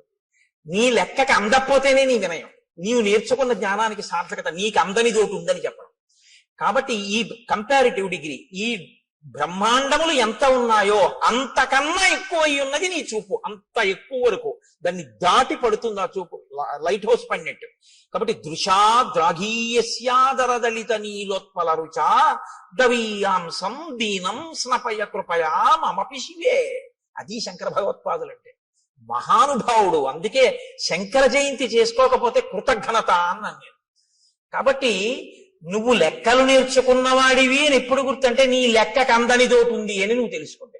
నాకు తెలియకపోవడం ఏంటంటే లెక్కలు ఏదైనా అన్నావంటే నీ అంత చేతకాని వాడు లేడని గుర్తు. ఇందుకు ఓం నమ శివాయ సిద్ధం నమ. నీకు ఈశ్వరుడు ఎందులో ఎంత పెద్దవాడిని చేసినా నీకు అందందుందని దానిలోంచే తెలుసుకో. నువ్వు ఒక పెద్ద జియాలజిస్ట్ అంటే ఈ భూమికి సంబంధించిన విషయాలన్నీ తెలుసుకున్నవాడివైతే ఎవడు తన గుప్పిళ్లతో ఇసుక పోసి ఇంతంత పర్వతాల్ని, ఇన్ని ఎడారుల్ని, ఇంత సస్యశ్యామలమైన నదీ తీరాల్ని, ఈ పచ్చగడ్డితో కూడుకున్నటువంటి పంట పొలాల్ని, ఆ తరువాత పెద్ద పెద్ద ఆ బీడు భూముల్ని, ఒక పక్క కొండల్ని, ఒక పక్క నదుల్ని, ఒక పక్క సముద్రాల్ని ఎవడు తీసుకొచ్చి సృష్టించాడు? ఎవడి ఆజ్ఞకి సముద్రం చెలియవి కట్ట దగ్గర ఆగిపోతోంది అని నాకు ప్రపంచపటం అంతా తెలుసండి. మీరు ఇలా పిన్ పెట్టండి, నేను ఆ దేశం ఏమిటో నగరం ఏమిటో చెప్తానందరూ మీకు తెలిసి ఉండడం కాదు. ఇవన్నీ సృష్టించిన వాడెవరో మాత్రం నేను తెలుసుకోలేకపోయాను. వాడికి ఒక నమస్కారం అని నువ్వు అనగలిగితే నువ్వు బాగా భౌగోళిక శాస్త్రం నేర్చుకున్నావు. ఒకడు గొప్ప సంగీత విద్వాంసుడు ఎప్పుడంటే సంభావనిస్తే గంటన్నర కచేరీ చేసిన వాడు కాడు. ఎవడు నాదోపాసన చేశాడో, ఎవరు ఆ లోపల నుంచి వచ్చినటువంటి నాదాన్ని వింటున్నాడో, ఎక్కడ నుంచి అది కదులుతోందో ముందు అప్పుడు ఆ ధ్వని, ఆ శబ్దం, ఆ నాదం వస్తున్న దాని యొక్క మూలాల్ని ఉపాసన చేసి మౌనంలో పట్టుకుని నాదోపాసన చేసి సంగీత విద్య ద్వారా సరిగమ పద నిసానిదప మగరిస అంటారు. ఆరోహణ అవరోహణ. అవరోహణ అంటే కింద పడిపోవడం, ఈ ఈశ్వరుడి నుంచి విడిపోయి అజ్ఞానంలోకి రావడం. ఆరోహణ అంటే పైకెక్కి మళ్ళీ సాలోకి వెళ్ళిపోవడం ఈశ్వరుడి దగ్గరికి. మళ్ళీ సంగీతాన్నే పట్టుకుని కింద పడ్డవాడు సంగీతంతో మళ్ళీ పైకెక్కి సాలో కలిసిపోవడం, ఈశ్వరుడిలో కలిసిపోవడం. ఈ నాదోపాసన చేసిన వాడు ఎవడున్నాడో వాడు సద్గురువు అయి నిలబడిపోతాడు. అందుకే త్యాగరాజు గారు ఎవరో అని మీరు అన్నారనుకోండి, సంగీత విద్వాంసుడు అనకూడదు, సద్గురు త్యాగరాజస్వామి అనాలి.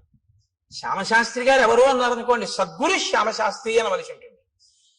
అలాగే ఆ దీక్షితర్ వారు ఎవరో అని మీరు అన్నారనుకోండి, సద్గురు దీక్షితర్ వారు అనవలసి ఉంటుంది. వారు సద్గురువులు. ఎందుకంటే వారు నాదోపాసన చేసి నాదోపాసన ద్వారా బ్రహ్మమును చేరిపోయారు వారు. ఇప్పుడు వారి సంగీతం ఎందుకు పనికొచ్చిందంటే ఎవరు మనకి సంభావన ఇస్తారు, కచేరీకి వెడదాం, డబ్బులు తెచ్చుకుందాం అనడానికి పనికి రాలేదు.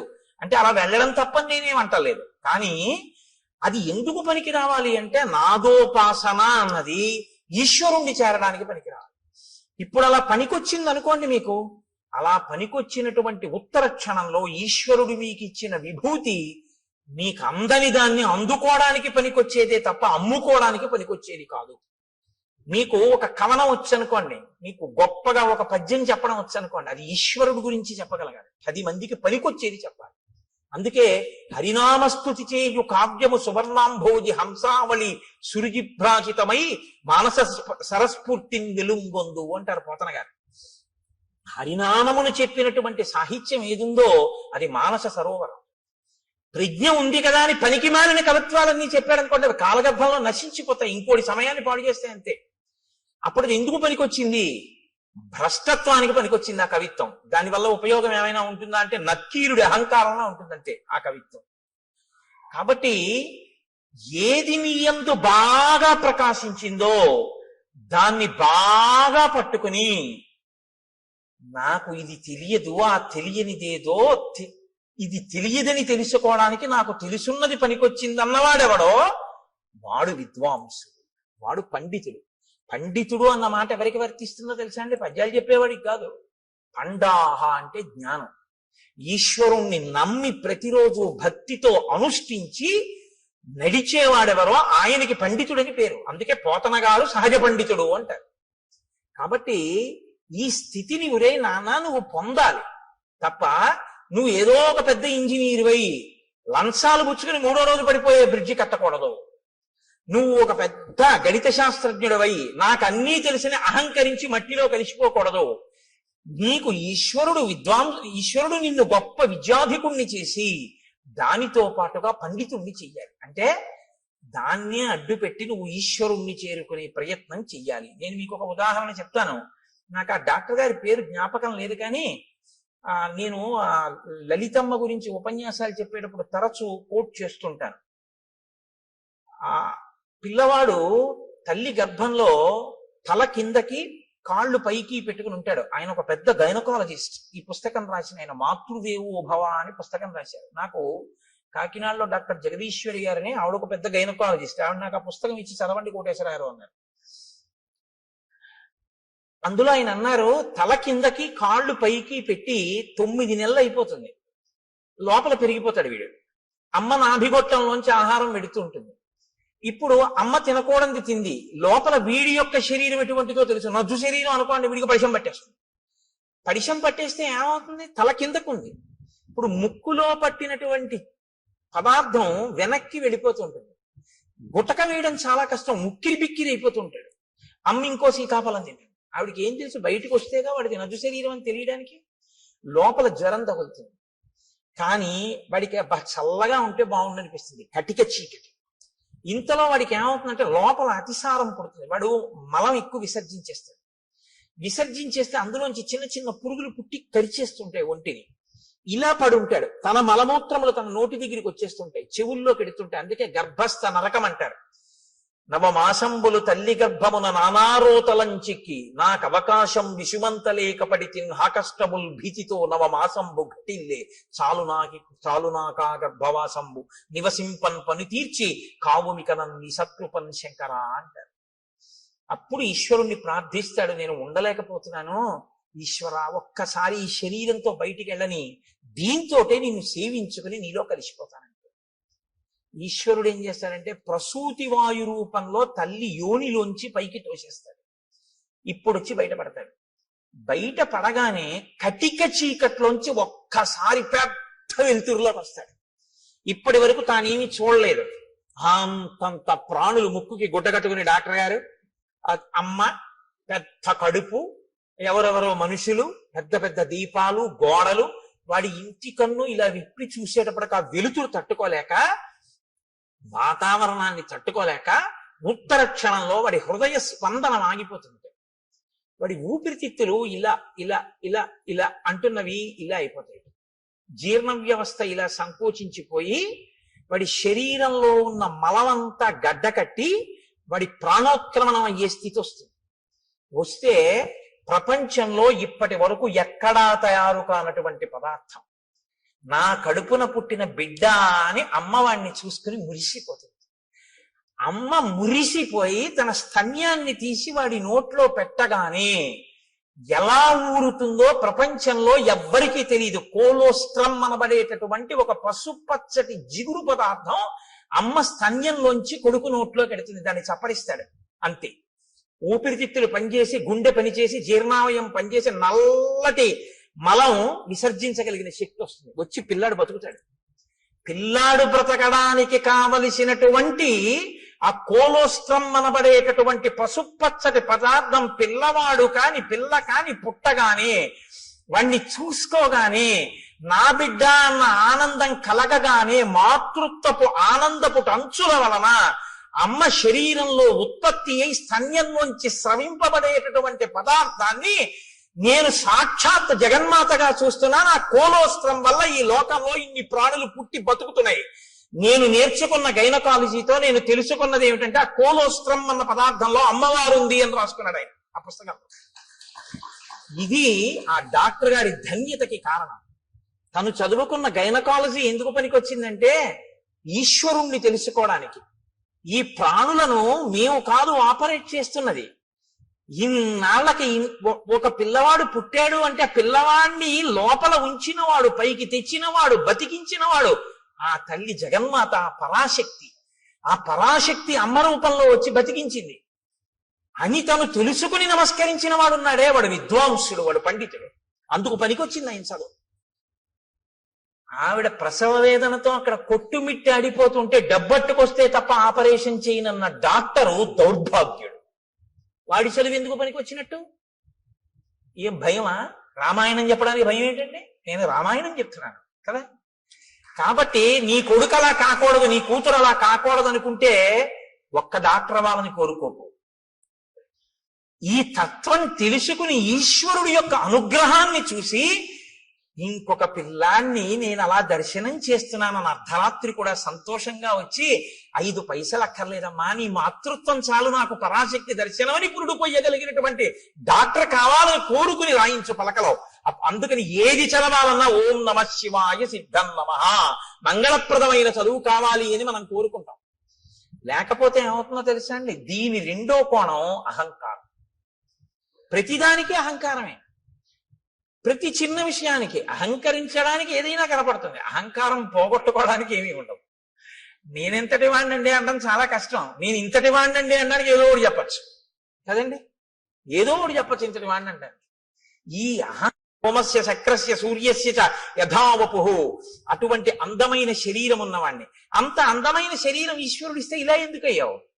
అలా అందంగా నువ్వు కనబడితే చాలు ఎదుటివాడి కంటికి కలిగినటువంటి బాధ తీరుతుంది. నిన్ను చూస్తే చాలా ఎంత అందంగా ఉన్నాడు అని.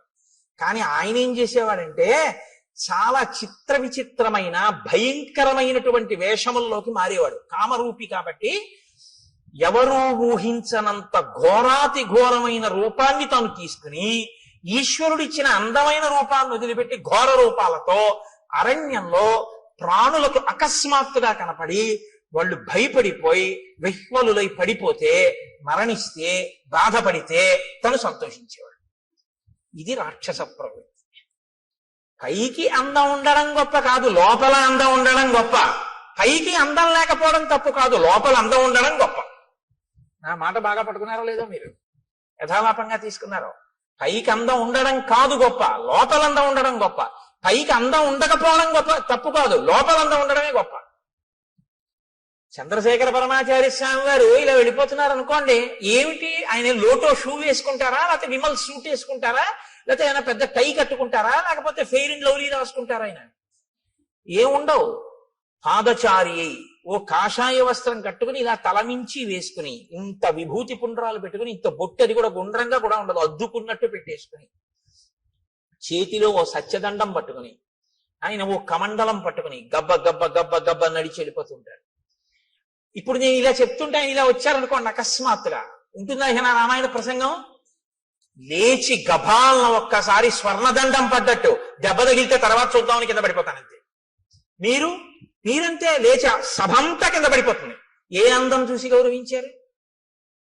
అందం కాదు, లోకాన్నంతటినీ రక్షించడం కోసం ఆయన చేసినటువంటి ప్రయత్నం. శంకరాచార్యుల వారి తర్వాత ఆసేతు హిమాచల పర్యంతం తిరిగి జ్ఞానబోధ చేసిన మహాపురుషుడైన కారణం. కాబట్టి మీరు ఆయన పాదాల మీద పడిపోతారంతే. ఇప్పుడు అందం గొప్పదా, పై అందం గొప్పదా? లోపలి అందం గొప్పది. లోపలి అందం ఎక్కడుంటుందో అది లోకాన్ని ఉద్ధరిస్తుంది. పై అందం జర్జరీభూతం అయిపోతుంది, కొన్నాళ్ళకు పోతుంది. పైగా దాన్ని సద్వినియోగం చేయకపోతే నీకు ప్రమాదహేతువైపోతుంది. కాబట్టి చూశారు, పై అందంతో లోపలి అందం పెంచుకోలేదు, పై అందంతో లోపల అందవికారం పెంచుకున్నాడు. లోపలి అందవికారం పై అందాన్ని కూడా తీసేసింది. ఇదే నేను మీతో మనవి చేసింది. అక్షరాభ్యాసము అన్నది మూఢనమ్మకములు, చాదస్తములు. నేను మీతో ఒకరోజు మనవి చేశాను. ఒక ఆయన ఆవును చంపేద్దాం అనుకున్నాడు.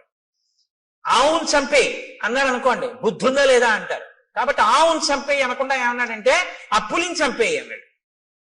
ఇప్పుడు చూడటం లేదు మీరు, అది ఆవో పులో మీరు చూడలేదు. పులిని చంపేయన్నారు. అయ్యి బాబాయ్ మీద పడిపోతుంది కాబట్టి చంపేయమన్నాడు అనుకున్నారు. ఆ పావును చంపేయాలి, పావు కాబట్టి చంపేయమన్నాడు అనుకున్నారు. ఆయన ఆవును చంపేశాడు. ఆవుని తెలుసు, పావును చంపేయి అని చంపించేశాడు. ఆవు అని చెప్తే అది పవిత్రం కాబట్టి చంపడానికి ఒప్పుకోరు. సనాతన ధర్మాన్ని వదిలేయని చెప్పలేక మూఢ విశ్వాసాలు వదిలేయని చెప్తున్నారు. ఆవును చంపేయని చెప్పకుండా పావును చంపేయని చెప్పినట్టు. అక్షరాభ్యాసం మూఢనమ్మకం అంటే ఇదిగో ఇందుకే పనికొస్తాం, కబంధుడు కావడానికి పనికొస్తాం. అక్షరాభ్యాసం ఎందుకు చేస్తారంటే నీకున్నటువంటి ఈశ్వర విభూతి లోకకంటకం కాకుండా నిన్ను రక్షించి ఈశ్వరానుగ్రహం అని నువ్వు గుర్తెరగడానికి పనికొస్తుంది. లేకపోతే నిన్ను ఎక్కడ పడితే అక్కడే ప్రమాదం తీసుకొస్తావు ఈ విభూతితో. ఇది నా యందు దోషభూయిష్టమైంది. నేను ఒకానొక నాడు అరణ్యంలో ఘోరమైన రూపంతో స్థూల శిరస్కుడు అనబడేటటువంటి ఒక ఋషికి కనపడ్డాను. ఆయన కందమూలములు ఏరుకుంటున్నారు. ఆయన ఋషి. ఆయన వలన లోకానికి ఏమి బాధ ఉండదు. ఆయన ఇప్పుడు లోకాన్ని కాపాడతారు. అటువంటి ఋషికి ఇప్పుడు నేను ఏ స్వరూపంతో ఉన్నానో అటువంటి రూపంతో కనపడ్డాను. ఆయనకి ఏదో సంతోషం వేసింది, అలా కనపడితే హడిపోతాడని. ఆయన వెనక్కి తిరిగి చూశాడు. నిజంగానే మనసులో ఉలిక్కి పడ్డాడు. అయ్యబాబు, ఇదేంటి ఇలా ఉంది ఈ ప్రాణి? అయితే వాళ్ళది నిర్భయత్వం. ఎక్కడ నిర్భయత్వం? అద్వైతమే నిర్భయత్వం. రెండోది ఉందంటే భయం, ఉన్నదొక్కటే అంటే భయం ఏమిటి? ఇంకా భయపడడానికి ఏముంటుంది? అదే అద్వైతం. కాబట్టి ఆయన వెంటనే ఏమన్నాడంటే శాపవాక్కుని విడిచిపెట్టాడు. ఏతదేవ నృశంసంతే రూపమస్తు విగర్హితం. నీకు ఇటువంటి నింద్యమైనటువంటి రూపం కావాలనుకున్నావు. నృశంసం విగర్హితం, క్రూరమైన నింద్యమైన, రెండు మాటలు వేశాడు. ఈ రూపం ఎలా ఉంది? నింద్యంగా ఉంది, చూడ్డానికి అసహించుకునేటట్టుంది, ఘోరంగా ఉంది. చేతులు ఒక్కటి ఉండి ఏమిటి ఆ స్వరూపం ఏమిటి, ఆ కనపడడం ఏమిటి? అప్పటికి తలకాయ ఉంది ఆయనకి ఇంకా. కాబట్టి నువ్వు ఇలాగే అరణ్యంలో పడి ఉండు. ఇప్పుడు అసలు ఉన్న అందం పోయింది. ఇప్పుడు ఏం చేశాడు? ఉన్న అహంకారం అప్పుడు పోయి మహర్షి కాళ్ళ మీద పడ్డాడు. ఇప్పుడు మీరు నన్ను మాట అడగచ్చు ఏంటంటే, అంటే మరి పాపం ఆ పాటి దానికి ఏదో బుద్ధి చెప్పాలి కానీ అలా బొత్తిగా శాపం ఇచ్చేది అంటే, మీరు జ్ఞాపకం పెట్టుకోండి, శాపం ఎప్పుడూ కూడా అనుగ్రహము. శాపవాక్కు అందరూ శాపానుగ్రహము అంటారు. దాని చేత మార్పు తీసుకొస్తారు తప్ప అలాగే పడి ఉండు అని అందరూ. ఆ బాధ తెలిస్తే ఆ తరువాతి కాలంలో ఏమవుతాడంటే ఇంకెప్పుడు ఇటువంటి తప్పు పని చేయకుండా లోకానికి ఉపకారం చేస్తాడు. ఇక లోకోపకారం మొదలు పెడతాడు. అవతల వాడి బాధ తన బాధగా స్వీకరించి అవతల వాడికి మాట సాయమో చేతి సాయమో ఏదో ఒక సాయం మొదలు పెడతాడు. ఈ ప్రవృత్తి ఎక్కడ రావాలంటే లోపల దిద్దుబాటు జరగాలి. లోపల దిద్దుబాటు జరగాలి అంటే కొంతకాలం కష్టపడాలి, తప్పదు. ఏళ్ళనాటి శని జాతకంలోకి వచ్చిందనుకోండి, ఎందుకు భయపడతారు? ఆయన కష్టపెడతాడు. శనైహి చరహ, మెల్లమెల్లగా వెడుతూ కష్టపెడతాడు. కానీ ఆ కష్టపెట్టడం వల్ల ఏమవుతుందో తెలుసా అండి? గొప్ప పరిణితి వస్తుంది, గొప్ప అనుభవం వస్తుంది. తరువాతి కాలంలో ఆయన కీర్తికి కారణం అవుతుంది. అందుకే ఏలినాటి శనిని ఎప్పుడూ దూషించకూడదు. మీరు ఆయన్ని నమస్కారం చేసి ప్రార్థన చేస్తే ఆయన దాన్ని ఇంకొకలా మారుస్తాడు. ప్రతిరోజు తిరగవలసిన దాన్ని గుడి చుట్టూ తిరగడంగా మారుస్తాడు భక్తి ఇచ్చి. కాబట్టి ఇప్పుడు శాపానుగ్రహం ఎందుకు ఇస్తారు? మార్పు తీసుకురావడం కోసం ఇస్తారు. వెంటనే తనకు అర్థమైంది, అయ్య బాబోయ్ ఇలా ఉండడమా? పడ్డాడు మహర్షి కాళ్ళ మీద పడి అన్నాడు, ఎప్పుడు నాకు ఈ శాప విమోచనం అని అడిగాడు. అయితే మారేవు కదా, ఇప్పుడే అన్నారు అనుకోండి, ఆ బుద్ధి మళ్ళీ మారిపోతుంది. అందులో ఆ బాధ ఏమిటో తెలియాలి. ఆయన అన్నాడు, యదాచిత్వా భుజౌ రామ త్వాం దహే ద్విజనే వనే తదాత్వం ప్రాప్స్యసే రూపం స్వమేవ విపులం శుభం. నీవు అరణ్యంలో పడి ఉండి ప్రాణుల్ని తింటుంటే ఒకానొకప్పుడు రామచంద్రమూర్తి అరణ్యంలోకి వచ్చి నీ భుజములను తెగనరుకుతారు. ఆ తెగనరికి అరణ్యంలో నిన్ను కాల్చేస్తారు. ఎందుకంటే ఆ ప్రాణి అలా ఉండిపోవడానికి వీల్లేదుగా, కాల్చబడాలి. సంస్కారం రాముడి దగ్గర ఉన్న గొప్పతనం అదే. మీతో నేను మనవి చేశా. అంత్యేష్టి సంస్కారం చేస్తాడే, ప్రాణిని కాల్చేస్తాడు. అంటే చనిపోయినటువంటి ప్రాణిని అలా వదిలిపెట్టి వెళ్ళిపోడు, దానికి అంత్యేష్టి చేస్తాడు. పొద్దున్నే భోజనం చేస్తూ గోపాలకృష్ణ గారు నేను దాని గురించి కాసేపు ముచ్చటించాం. అలా ఎందుకు చేస్తాడండి రాముడు అని ఆయన ఏదో ప్రశ్న వేస్తే చెప్తున్నాను.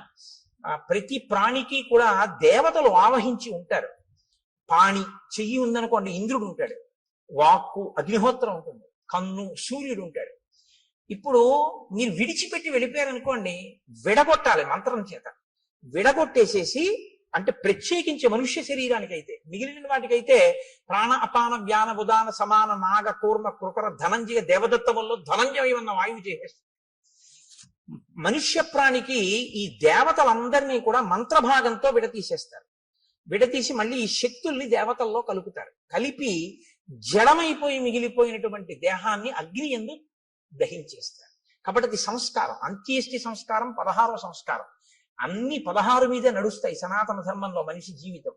అందుకని షోడశ కళా ప్రపూర్ణుడు చంద్రుడు, షోడశ సంస్కార ప్రపూర్ణుడు మనుష్యుడు.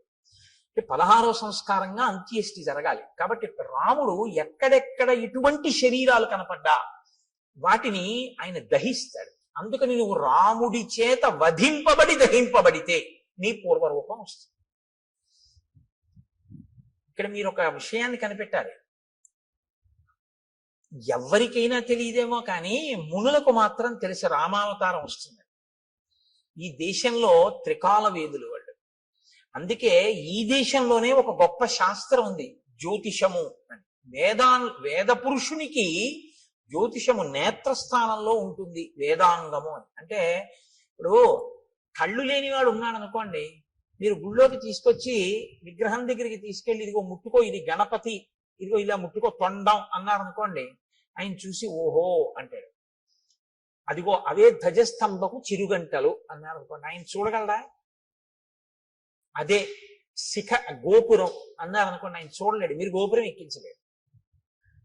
దూరంగా ఉన్నది చూడడానికి కన్ను పనికి వస్తుంది, కాలంలో వచ్చేదాన్ని లెక్క కట్టడానికి జ్యోతిషం పనికి వస్తుంది.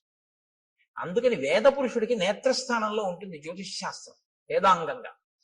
కాబట్టి మహర్షులు త్రికాల వేదులు, వాళ్ళకి అన్నీ తెలుసు ఏం జరగబోతోందో. కాబట్టి వాళ్ళు రాబోయే రామావతారాన్ని లెక్కలోకి తీసుకున్నాడు. ఆయన తీసుకుని రామావతారం వచ్చి రాముడు అడవికి వచ్చాక రాముడి చేతిలో నీ చేతులు ఖండింపబడి నీ దేహము దహింపబడితే నీకు మళ్ళీ యథారూపం వస్తుంది. కాబట్టి రామ ఇందుకు నీ సంతోషించాను, నా చేతులు నరికేవాడు వచ్చాడని. ఎవడో నరికాడా? రాముడే నరికాడా? అందుకు అడిగాను.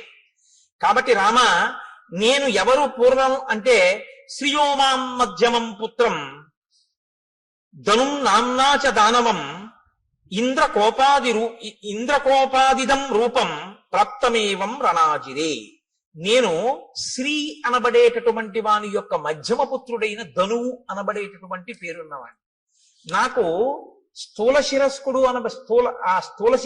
అనబడేటటువంటి ఋషి శపిస్తే నేను అక్కడతో ఊరుకోలేదు.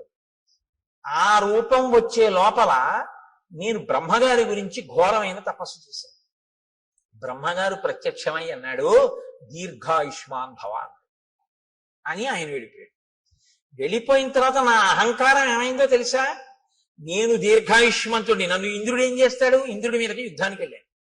వెళ్తే ఇంద్రుడు ఏం చేశాడో తెలుసా? ఆయన ఒక చమత్కారమైనటువంటి మనిషి. ఆయన ఏం చేశాడంటే ఒక్కసారి నా తలకాయని తన వజ్రాయుధం పెట్టి ఓ దెబ్బ కొట్టి ఈ తలకాయని కడుపులోకి దింపేశాడు. నా 2 కాళ్ళని పొట్టలోకి తోసేశాడు. తోసేస్తే తలకాయ లేదు, కాళ్ళు లేవు, మనిషిని మాత్రం బతికున్నాను. పైగా అన్నాడు తోసేసి, పితామహవచ సత్యం తదస్థితి మమాబ్రవీత్.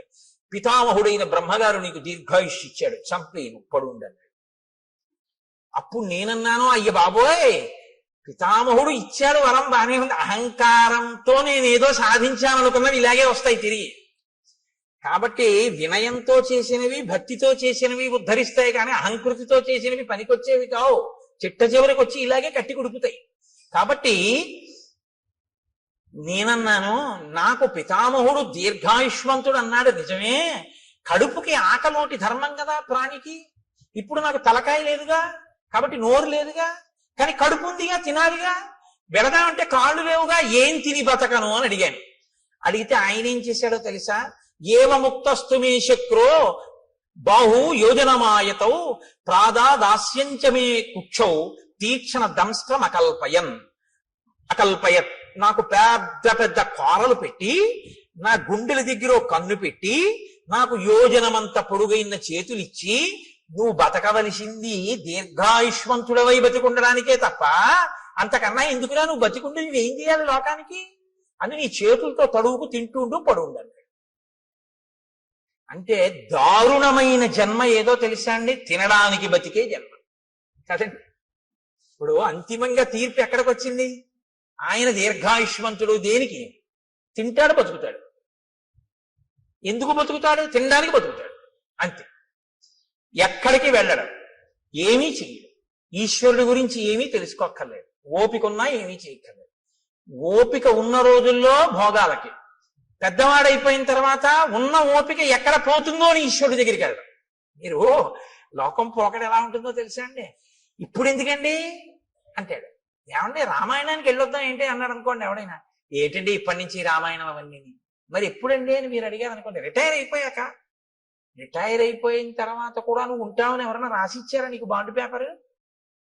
దంతంబుల్ పడనప్పుడే తనుగుయందు ఆరూఢియున్నప్పుడే కాంతాసంఘము రోజనప్పుడే జరాక్రాంతంబు కానప్పుడే వింతల్మేన చరించినప్పుడే కురుల్ వెల్వెల్ల కానప్పుడే చింతింపన్వల మీ పదంబుజములం శ్రీకాళహస్తీశ్వర. ఇంకా నువ్వేం చేస్తావు?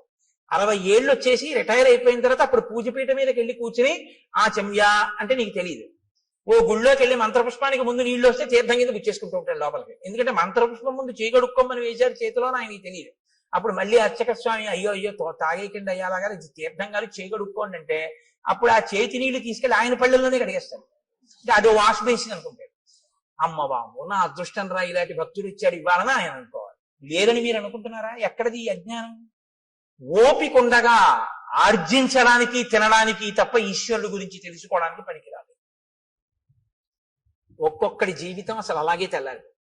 అసలు ఎప్పుడు దేనికి అంటే తినడం. తింటుంటాడు అది తింటుందో రోజు. చెప్పానుగా, అన్నం అంటే తినున్నది మన చేత తినబడున్నది మనని తినున్నది, 2 అర్థాలు. కాబట్టి అది తినేస్తుందో రోజు అయిపోయింది.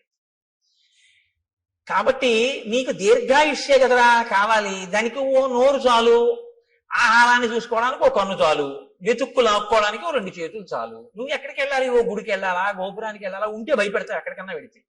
ఎందుకు నాన్న అలా పడుండు, దీర్ఘాయుష్మంతుడు ఉండు. ఇప్పుడు తెలిసింది బాధ ఏమిటో. ఎందుకు చేశానా తపస్సు, ఎందుకు వెళ్ళానా ఇంద్రుడి మీదకి, ఎందుకు కనపడ్డానా ఋషికలాగా అని ఏడుస్తూ ఇన్ని వేల సంవత్సరాల నుంచి ఇక్కడ పడున్నా. అలా వస్తే తడువుకోను తిన్నాం. ఎప్పుడు నరికేస్తాడా ఈ చేతులను చూస్తూ కూర్చున్నాను రామా. ఇప్పుడు నువ్వు ఈ చేతులు నరికి ఈ ఒళ్ళు కాల్చేయి. ఎంత తొందరపడిపోయాడో తెలుసా అండి? సూర్యాస్తమయం అయిపోతోంది, అలిసిపోయిన రథాలతో వెళ్ళిపోతున్నాడు సూర్యుడు. సూర్యాస్తమయం అయితే కాల్చవు నువ్వు, ధర్మం. రామచంద్రమూర్తి చెయ్యడు అంచేసి సూర్యాస్తమయం అయితే. కాబట్టి అవ్వకుండా తొందరగా నన్ను ఒక గొయ్యి తీయించి అందులో పడేసి భూమి మీద పడుకోబెట్టి అంటించడానికి ఏం కుదరదు, అంత పెద్ద రాక్షసాకారం అది. ఇప్పుడు గోతిలో పారేసి దాని నిండా కట్టెలు పారేసి అగ్నిహోత్రం వెలిగించేస్తే నేనేం తొందరగా కాలుతాను అనుకుంటున్నావా? కదలిక లేదు కదండి, ఫ్యాట్ ఎలా డైల్యూట్ అవుతుంది? కాబట్టి ఒళ్ళంతా నీతి ముద్దలా కొవ్వు పట్టేసింది. ఇప్పుడు కొవ్వు పట్టాన కాలదు, అది అలా కాలుతూనే ఉంటుంది. అందుకే కొవ్వొత్తి తొందరగా కాలిపోతుందండి. దీపారాధనలో ఒత్తి కాలిపోయినట్టు కాదు, అలా కొవ్వు కరుగుతూ కరుగుతూ దీపం అలా కిందకు వస్తూ ఉంటుంది. ఆ కొవ్వు అంతా కాలాలి. కాబట్టి రామ చాలాసేపు పడుతుంది నా ఒళ్ళు కాలిపోవడానికి. అందుకే తొందరగా ఓ గొయ్యి తవ్వించి తోసేసి కాల్చేయి. నాకు ఇప్పుడు ఈ శరీరంతో ఉంటే స్మృతి ఉండదు. నా అసలు శరీరం నాకు వచ్చేస్తే నాకు దివ్య స్మృతి కలుగుతుంది, ఎక్కడ ఏం జరిగిందో తెలుసుకోగలను.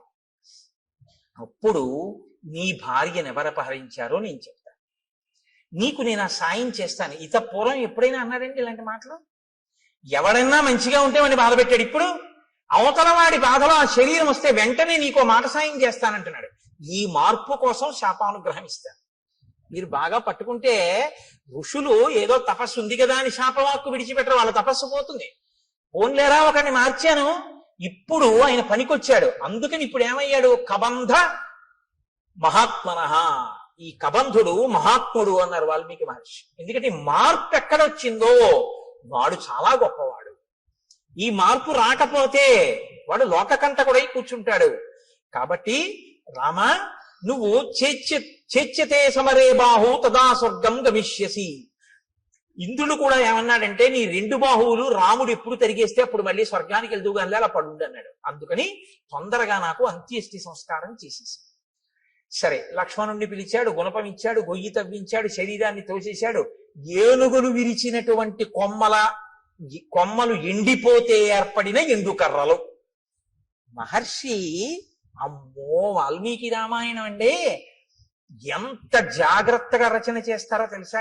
అంత పెద్ద శరీరాన్ని అంత పెద్ద గోతిలో వేస్తే అంత పెద్ద శరీరం కాల్చడానికి ఎన్ని కట్టెలు కావాలి, ఎక్కడి నుంచి ఏరి పట్టుకొచ్చారు సూర్యాస్తమయం లోపల అని మీరు నేను అంటామేమో. అక్కర్లేని ఇలాంటివి తీయడం మనంత గొప్పవాళ్ళు ఉండరు. కాబట్టి ఏనుగుల గుంపులు తిరుగుతాయి అక్కడ. వాటి పని ఏమిటంటే వాటికి తొండం ఖాళీగా ఉండదు, కొమ్మలు విరిచేస్తుంటాయి. ఆ విరిచేసినటువంటి కొమ్మలు కింద పడిపోయి ఎండిపోయి.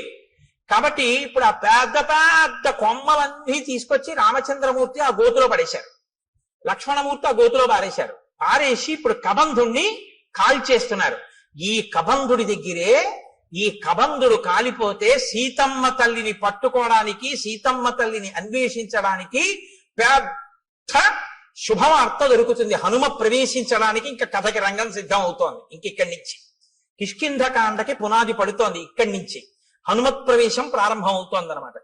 కాబట్టి ఇప్పుడు నాయనా నువ్వు నా శరీరాన్ని అంటించేయి. ఇప్పుడు ఆ ఏనుగులు విరిచేసినటువంటి ఎండిపోయిన కొమ్మలు తెచ్చి గోతిలో పడేసి అంటించేశారు ఆ శరీరాన్ని.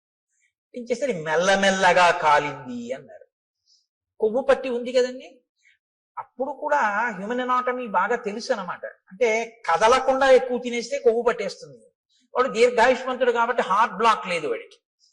కాబట్టి ఆయనలోంచి ఇప్పుడు ఒక దివ్యమైనటువంటి స్వరూపం ఒకటి బయటికి వచ్చింది. తతశ్చితాయా వేగేన భాస్వరో విమలాంబర ఉత్పపాతాశు సంహృష్ట సర్వ ప్రత్యంగభూషణ విమానే భాస్వరే తిష్టన్ హంసయుక్తే యశస్కరే ప్రభయాచ మహాతేజ దిశో దశ విరాజయన్. దశ దిశలు వెలిగిపోయేటట్టుగా హంసలు పూంచినటువంటి రథం మీద తెల్లటి వస్త్రములు ధరించి అంగ ప్రత్యంగములన్నీ కూడా సువర్ణ మణిబయబోయినటువంటి భూషణముల చేత అలంకరింపబడినటువంటి వాడై వెలిగిపోతున్న పగిది ఒక్కసారి ఆ కబంధుడు మళ్ళీ పూర్వస్వరూపంతో ఆ రథంలో కూర్చుని కనపడ్డాడు. కనపడి ఒక్క క్షణం ఇలా కళ్ళు మూసుకుని ఆలోచించి అన్నాడు, రామా, నేను ఆలోచించగా నీకు కలిగినటువంటి కష్టానికి ఒక విషయం అర్థం అవుతోంది. దశాభాగగతో హీన త్వం హి రామ సలక్ష్మణ యత్కృతే వ్యసనం ప్రాప్తం త్వయా దార ప్రదర్శనం. మీరు దుర్దశ యొక్క ఫలితాన్ని అనుభవిస్తున్నారు. అందుకే భార్య దూరం అయిపోయింది. మీ ఇద్దరికి జాడ తెలియట్లేదు. ఎంత నడుస్తున్నారో కూడా తెలియనంత దూరం నడిచి కష్టపడి వెతుకుతున్నారు. ఇప్పుడు ఇలా వెతికి తిరిగి ప్రయోజనం లేదు. నీకు సాయం చెయ్యగలిగిన మిత్రుడు ఒకడు కావాలి. ఒక గొప్ప మిత్రుడు. ఆయన ఎటువంటి వాడై ఉండాలి? ఆయన ఈ లోకమంతా తిరిగిన వాడై ఉండాలి. ఈ భూమండలం అంతా తిరిగిన వాడైతే ఎక్కడెక్కడ ఏమున్నాయో తెలిసిన వాడై ఉంటాడు. ఎందుకని? రావణుడు అన్నది ఒక్కటే తెలుసు తప్ప అతను ఎక్కడుంటాడో ఏమిటో నాకు తెలియదు అంటున్నావుగా, జటాయువు చెప్పాడని. ఆ రావణుడు ఎవరో, ఎక్కడుంటాడో, ఎలా పరిపాలిస్తాడో, ఎంతమంది రాక్షసులు ఉంటారో ఇవన్నీ తెలియాలంటే ఈ భూమండలం అంతా తిరిగిన వాడై ఉండాలి. అన్నీ తెలుసున్నవాడై ఉండాలి. ఎందుకు తిరిగాడన్న కారణం వేరు. ఇంద్రుగానికి కిష్కింధకాండలో అలా తిరిగిన వాడు ఉన్నాడు రామ. ఆయన గురించి చెప్తాను, ఆయనతో స్నేహం చేసుకో. అటువంటి మిత్రుణ్ణి సంపాదించావా, ఆ మిత్రుడి వలన నీకు సీతమ్మ జాడ దొరుకుతుంది. కాబట్టి తదవశ్యంతయా కార్య స సుహృత్ సుహృదాంవర. ఓ మంచి హృదయం ఉన్నటువంటి రామ, నీకొక మంచి స్నేహితుడు కావాలి. అకృత్వాహినతే సిద్ధిం అహం పశ్యామి చింతయం. నాకు ఆలోచిస్తే అది అనిపిస్తోంది. శ్రూయతాం రామ వక్ష్యామి సుగ్రీవో రామ వానర భ్రాతా నిరస్త క్రుద్ధేన వాలినా శక్రసూనునా నృష్యమూకే గిరివరే పంపా పర్యంత శోభితే నివసత్యాత్మవాన్ వీర చతుర్భిః సహ వానరై వానరేంద్రో మహావీర్య తేజోవాన్ అమిత ప్రభ సత్యసంధో వినీతశ్చ ధృతిమాన్ మతిమాన్ మహాన్ దక్ష ప్రగల్భో ద్యుతిమాన్ మహాబల పరాక్రమ భ్రాత్రా నివాసితో రామ రాజ్యహేతోర్మహాబల స రుక్షరజస పుత్ర పంపామటతి శంకిత భాస్కరస్యౌరస పుత్రో వాలినా కృతకిల్బిష. సూర్య భగవానుడి యొక్క ఔరసపుత్రుడైనటువంటి సుగ్రీవుడనబడేటటువంటి ఒక వానర రాజు ఋష్యమూక పర్వత శిఖరముల మీద ఉన్నాడు. కారణాంతరముల చేత తన అన్నగారైనటువంటి వాలి చేత రాజ్యంలోంచి బయటికి వెళ్ళగొట్టబడ్డాడు. వెళ్ళగొట్టబడి 4 వానరులు తన చుట్టూ సేవిస్తూ ఉండగా, అందులోనే ఉన్నారు హనుమ. 4 వానరులు సేవిస్తుండగా సుగ్రీవుడు ఋష్యమూక పర్వతం మీద ఉన్నాడు. అపారమైన బలవంతుడు. ఈ భూమండలంలో ఎక్కడ ఏమున్నాయో అన్నీ తెలుసున్నవాడు. అతనితో నువ్వు అగ్నిసాక్షిగా స్నేహం చేసుకుంటే అతను దశ దిశలకి వానరములను పంపించి సీతమ్మ యొక్క జాడ కనిపెడతాడు. నువ్విలా తిరిగి తెలుసుకోక్కర్లేదు రామా. కాబట్టి ఇప్పుడు నీకు మిత్ర సహాయం అవసరమయ్యింది. అతను మహాబల పరాక్రమములు కలిగినటువంటి వాడు, గొప్ప వీర్యవంతుడు, వానరేంద్రుడు, తేజస్సున్నవాడు, సత్యసంధుడు, నీతి కలిగినటువంటి వాడు, పట్టుదల ఉన్నటువంటి వాడు, మంచి మతి కలిగినటువంటి వాడు, దక్షత కలిగినటువంటి వాడు, కాంతి కలిగినటువంటి వాడు. అటువంటి వాడితో నువ్వు స్నేహం చేసుకుంటే ఆయన నీ కార్యంలో సాయం చేస్తాడు. కాబట్టి ఆ వృక్షరజస్సు యొక్క కుమారుడైనటువంటి సుగ్రీవుడితో నువ్వు వెంటనే స్నేహం చేసుకోవడానికి ఋష్యమూక పర్వతానికి బయలుదేరు. ఆ ఋష్యమూక పర్వతం ఎక్కడుంది అంటావేమో, నీకు దారి చెప్తాను చూడు. రామాయణం ఎంత ఆప్యాయంగా ఉంటుందో తెలుసా అండి. హైదరాబాదు ఎప్పుడు ఆయన వెళ్ళలేదు. ఆయన కొడుకుని మొదటిసారి పంపిస్తున్నాడు ఉద్యోగానికి. హైదరాబాదు వెడుతున్నటువంటి కొడుకుని కంగారుగా తీసుకొచ్చి రైలు ఎక్కించడంలో ఆయనకి కట్టిన మినపరొట్టె తేవడం మర్చిపోయాడు తండ్రి. ఎప్పుడూ హైదరాబాదు వెళ్ళే అలవాటు ఉన్నటువంటి మేనమామ గారు వచ్చాడు స్టేషన్కి. ఇప్పుడు తండ్రి అంటాడు, ఒరే నాన్న రొట్టె తేవడం మర్చిపోయాను, ఎలా తింటావు, ఎలాగా, ఎప్పటికి ఎడుతుందో, ఎప్పటికి దిగుతావో, అక్కడ ఏముంటుందో ఏముండదో, నాన్న నా ప్రాణాలు నీ మీదే ఉంటాయి ఇస్మా, వెళ్ళాక ఉత్తరం రాయి అంటాడు.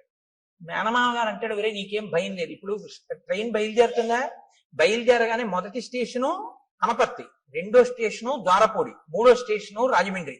రాజమండ్రి వెళ్ళేటప్పటికి 8 అవుతుంది. 8 గంటలకి నువ్వు రాజమండ్రి రైల్వే స్టేషన్ లో కిందకి దిగితే అక్కడ 10 నిమిషాలు ఆగుతుంది. దిగి నువ్వు చూస్తే అక్కడే మంచి అరటి పళ్ళు, చాలా చక్కటి రొట్టెలు అన్ని అమ్ముతూ ఉంటారు. కాబట్టి నువ్వు అక్కడ నీకు కావలసిన 2 ఇడ్లీ 2 అరటి పళ్ళు అవి కొనుక్కొని చక్కగా అవి తినేసేసి మళ్ళీ రైలు ఎక్కి కూర్చుంటే 10 నిమిషాల కన్నా ఆగదు, గబగబా కొనేసుకో. రైల్లో కూర్చొని తినేసి మంచినీళ్ళు తాగేసి వాటర్ బాటిల్ మర్చిపో, ఎక్కిళ్ళు వస్తాయి. వాటర్ బాటిల్ కొనుక్కుంటే ఎక్కి పడుకున్నా అంటే హాయిగా తెల్లవారేటప్పటికి 6 హైదరాబాద్ వెళ్ళిపోతా ఉంటాడు. తెలుసున్నవాడు చెప్పేటప్పుడు రాజమండ్రి వస్తుంది, దారపూడి వస్తుందని చెప్పడు. ఎక్కడ ఏం తినాలో, ఏం తాగాలో, ఎలా పడుకోవాలో, ఎలా వెళ్ళాలో ఎందుకు చెప్తాడంటే ఆత్మీయత అందులో కలిసిపోయి ఉంది. కలిసిపోయి ఉండడంలో అలా చెప్తాడు. కాబట్టి ఇప్పుడు చూడండి, నిజంగా మాట్లాడడంలో వాల్మీకి మహర్షి మాట్లాడించడంలో అందం చూడండి, ఇందుకుని మహాత్ముడయ్యాడు. ఇప్పుడు రాముడి మీద ఎంత ప్రేమతో మాట్లాడుతున్నాడంటే ఋషముఖానికి వెళ్ళి నీ పని అవుతుందని ఏదో చేతకాని వాడికి చెప్పినట్టు చెప్పట్లేదు. ఉపకారం చేయడంలో అంత శ్రద్ధతో చేస్తున్నాడు. మహానుభావుడి వల్ల నేను మళ్ళీ పునర్జన్మ పొందానని సంతోషిస్తున్నాడు. నాయన రామ, నువ్వు లక్ష్మణ సహితుడవై పశ్చిమ దిశగా ఇదే మార్గంలో వెడితే బోలెడన్ని చెట్లు కనపడతాయి. నేరేడు, మోరటి, పనస, జువ్వి, మర్రి, తుమ్మిక, రావి, కొండగోగు, మామిడి, చండ్ర, పొన్న, ఎర్రగోరుంట, కానుగ, నల్లవి, అశోక వృక్షాలు, కడిమి చెట్లు, గన్నేరు చెట్లు, నల్లజీడి చెట్లు, అశోక వృక్షాలు, ఎర్రచందన చెట్లు, దేవదారు వృక్షాలు అన్నీ కనపడతాయి. ఎందుకు ఇవన్నీ? ఆప్యాయత కలిగిన మేనమామ చెప్పినట్టు చెప్పడం. వీటికి మంచి మంచి పళ్ళు ఉంటాయి. లక్ష్మణుడు ఎక్కి కోసి నీకు తెచ్చి పెట్టచ్చు, లేదా కొమ్మలు ఉంచినా కూడా అందుతాయి. అంటే కింద కొమ్మలకు కూడా అన్ని పళ్ళుంటాయి, ఆ పళ్ళు ఎవరు కొయ్యరు. ఎంత వివరంగా మాట్లాడతాడో చూడండి. అక్కడే ఉంటుంది క్యాంటీన్. ఒకవేళ క్యాంటీన్ ఏ కారణం చేతనైనా మూసేసి ఉంటే నువ్వు కంగారు పడకు, ఇటువైపు కట్టేస్తారు. కానీ అదే టైంలో టిఫిన్ ఎక్కువ తినేవాళ్ళు అవతల ప్లాట్ఫామ్ మీదకి వస్తారు, ఇటు చెక్కలతో క్లోజ్ చేసి అటువైపు అమ్ముతుంటాడు, అటువైపు వెళ్ళు అని చెప్తాడు. చూసారా మా మేనమా అలా చెప్తాడు చెప్పేటప్పుడు. మీరు ఆ శ్లోకాలలో అవతలాడి ఆప్యాయత చూడాలి ఆ చెప్పడంలో. ఎంత గొప్ప రచనండి మహర్షిది. కాబట్టి లక్ష్మణుడు కొమ్మలు ఉంచి పళ్ళు కొయ్యొచ్చు, తేనె పట్ల నుంచి తేనె కారుతుంటుంది. రామ, అవి మీరు తినచ్చు. అది దాటి మీరు వెడితే అక్కడ మీకు ఒక చిక్కటి వనం కనపడుతుంది. అంటే చిక్కటి వనం, చక్కటి వనం, బాగా చెట్లు దగ్గరగా ఉంటాయి. అవన్నీ పూలతో పళ్లతో నిండిపోయి ఉంటాయి. సర్వకామ ఫలాహ వృక్షాః పాదపాస్తు మధుశ్రమాః సర్వే చ ఋతవస్తత్ర వనే చైత్రరథే యథ. చైత్రరథం అంటే ఎప్పుడు అన్ని ఋతువులు ఉంటేదని చైత్రరథం అంటారు. అన్ని ఋతువులు ఉన్నట్టే అక్కడ ఎప్పుడు పళ్లతో, తేనె పట్లతో, పువ్వులతో ఆ చెట్లన్నీ శోభాయమానంగా ఉంటాయి. అక్కడ చక్కగా మీరు తేనె తాగొచ్చు, పళ్ళు తినచ్చు. అది దాటి వెళ్ళిన తరువాత మీరు పంపా సరోవర తీరానికి వెడతారు. రామ, పంపా సరోవర తీరంలో ఒడ్డున ఎక్కడా కూడా అసలు గులకరాళ్ళు ఉండవు. సాధారణంగా నది ఒడ్డున అన్ని చోట్ల గులకరాళ్ళు ఉంటాయి. గులకరాళ్ళు ఉంటే ఏమిటి అని మీరు అడగచ్చు. రాముడు పాదుకలు లేకుండా నడుస్తున్నాడు, గులకరాళ్ళు ఉంటే గుచ్చుకుంటాయి కాళ్ళు. కాబట్టి రామ, పంపానది తీరంలో గులకరాళ్ళు ఉండవు. అంటే ఆయన కాళ్ళకి గుచ్చుకునేవి లేవు. ఎంత ప్రేమో చూడండి నా చెప్పడంలో. పంపానది తీరంలో గులకరాళ్ళు ఉండవు. ఆ నీళ్లు చల్లగా, ఆ అందులో పుట్టినటువంటి పద్మముల యొక్క కింజిల్కముల నుండి రాలినటువంటి పుప్పుడితో సుగంధ భరితములై తీయగా చల్లగా ఉంటాయి. ఎప్పుడు స్నానం చేద్దామా, ఎప్పుడు తాగుదామా అనిపిస్తుంది. రామ, అక్కడ నాచు ఉండదు. కాబట్టి నువ్వు జాగ్రత్తగా పంచె పైకి తీసి కాలు జారుతుందేమో అని చూసుకుని వెయ్యక్కర్లేదు. ఆ కింద ఉన్నటువంటి ఇసుక నీకు కనపడుతుంది. ఆ నీరు వెండి పళ్ళెంలా ఉంటుంది, అంత స్వచ్ఛంగా ఉంటుంది. మహానందిలో ఉంటుంది సరోవరం, అలా ఉంటాయి నీళ్లు. రామ నీకు ఇంకొక విషయం చెప్తున్నాను. అక్కడ అనేకమైన పక్షులు ఆ ఒడ్డును తిరుగుతుంటాయి. వాటికి ఏం భయం ఉండదు. అవి చాలా స్వేచ్ఛగా తిరుగుతుంటాయి. అవి ఎంత రుచిగా ఉంటాయో తెలుసా రామ? ఘృతపిండోపమాన్ స్థూలాంతాన్ ద్విజాన్ భక్షయిష్యథ రోహితాన్ వక్రతుండాశ్చ నరమీనాంశ్చ రాఘవ. రామ, పెద్ద పెద్ద చేపలు ముళ్ళున్నవి రెక్కలున్నవి ఆ నదిలో తిరుగుతుంటాయి పంపా సరోవరంలో. నీతి ముద్ద ఎలా ఉంటుందో అంత కమ్మగా ఉంటాయి అక్కడ ఉన్న పక్షులు. మాంసాహారం ఉన్న వాళ్ళు ఎవరైనా ఉంటే నోరూరే ప్రయత్నంలో ఉండకండి. కాబట్టి అంత కమ్మటి రుచి కలిగినటువంటి పక్షులు ఉంటాయి. కాబట్టి పాంసాయాం ఇషుభి మచ్చాన్ తత్ర రామ వరాన్ హతాన్ నిస్త్వక్ పక్షాన్ అయస్తప్తాన్ అకృషాన్ ఏకకంటకాన్. ఎంత వివరంగా చెప్తాడంటే, ఆ నదిలో కొన్ని పక్షులు ఆ నదిలో తిరుగుతుంటాయి. గండు మీనులు, సొర్ర మీనులు, రొయ్యలు, చేపలు అన్ని ఆడుకుంటుంటాయి. లక్ష్మణుడు బాణంతో గుచ్చి వాటిని పైకి తీస్తాడు. తీసి అగ్నిహోత్రం మీద ఆ బాణంతో ఇలా ఇలా తిప్పితే ఎర్రగా కాల్తాయి. నువ్వు అక్కడ ఒడ్డున కూర్చోరామా, కూర్చుంటే ఒక్కొక్క చేపని కాల్చి పట్టుకొస్తాడు. ఆ పక్షిని కొట్టి కాల్చి పచనం చేసి ఆ నీతి ముద్దలా ఉన్న పక్షి మాంసం తీసుకొచ్చి పెడతాడు. చక్కగా నువ్వు ఆ ఒడ్డున కూర్చుని కమ్మగా తిన్న తర్వాత దాహం వేస్తుంది. ఎందుకంటే నీతి ముద్దలా కదా ఉంటాయి. దాహం వేస్తే లక్ష్మణుడు ఏం చేస్తాడో తెలుసా? భృశం తే ఖాదతో మచ్చాన్ పంపాయాహ పుష్ప సంచయే పద్మగంధి శివం వారి సుఖశీత మనామయం ఉధృత్య సతతాక్లిష్టం రౌప్య స్ఫాటిక సన్నిభం అసౌ పుష్కరవర్ణేన లక్ష్మణ పాయిష్యతి. తామరాకులుంటాయి రామ, ఆ తామరాకులు దొప్పగా చేసి పంపా సరోవరంలోకి ఎడతాడు లక్ష్మణుడు. ఆ నీళ్లు ఎలా ఉంటాయో తెలుసా? వెండి రేకు బోర్లించినట్టు ఉంటాయి, తెల్లగా. అడుగునున్నటువంటి ఇసుక కనపడుతుంటుంది. దాంట్లో బోలెడన్ని పద్మాలుంటాయి. పద్మాలకి కింజిల్కాలుంటాయి. వాటిలోంచి ఆ పుప్పుడంత నీటి మీద పడుతుంది. అందుకని మంచి ఏదో అన్ని రకాల పదార్థాలతోటి శివాభిషేకం చేస్తే వచ్చిన తీర్థం అన్ని రుచులు కలిసి మంచి సుగంధ ద్రవ్యాలతో సువాసనతో ఎలా ఉంటుందో అలా ఉంటాయి ఆ నీళ్లు.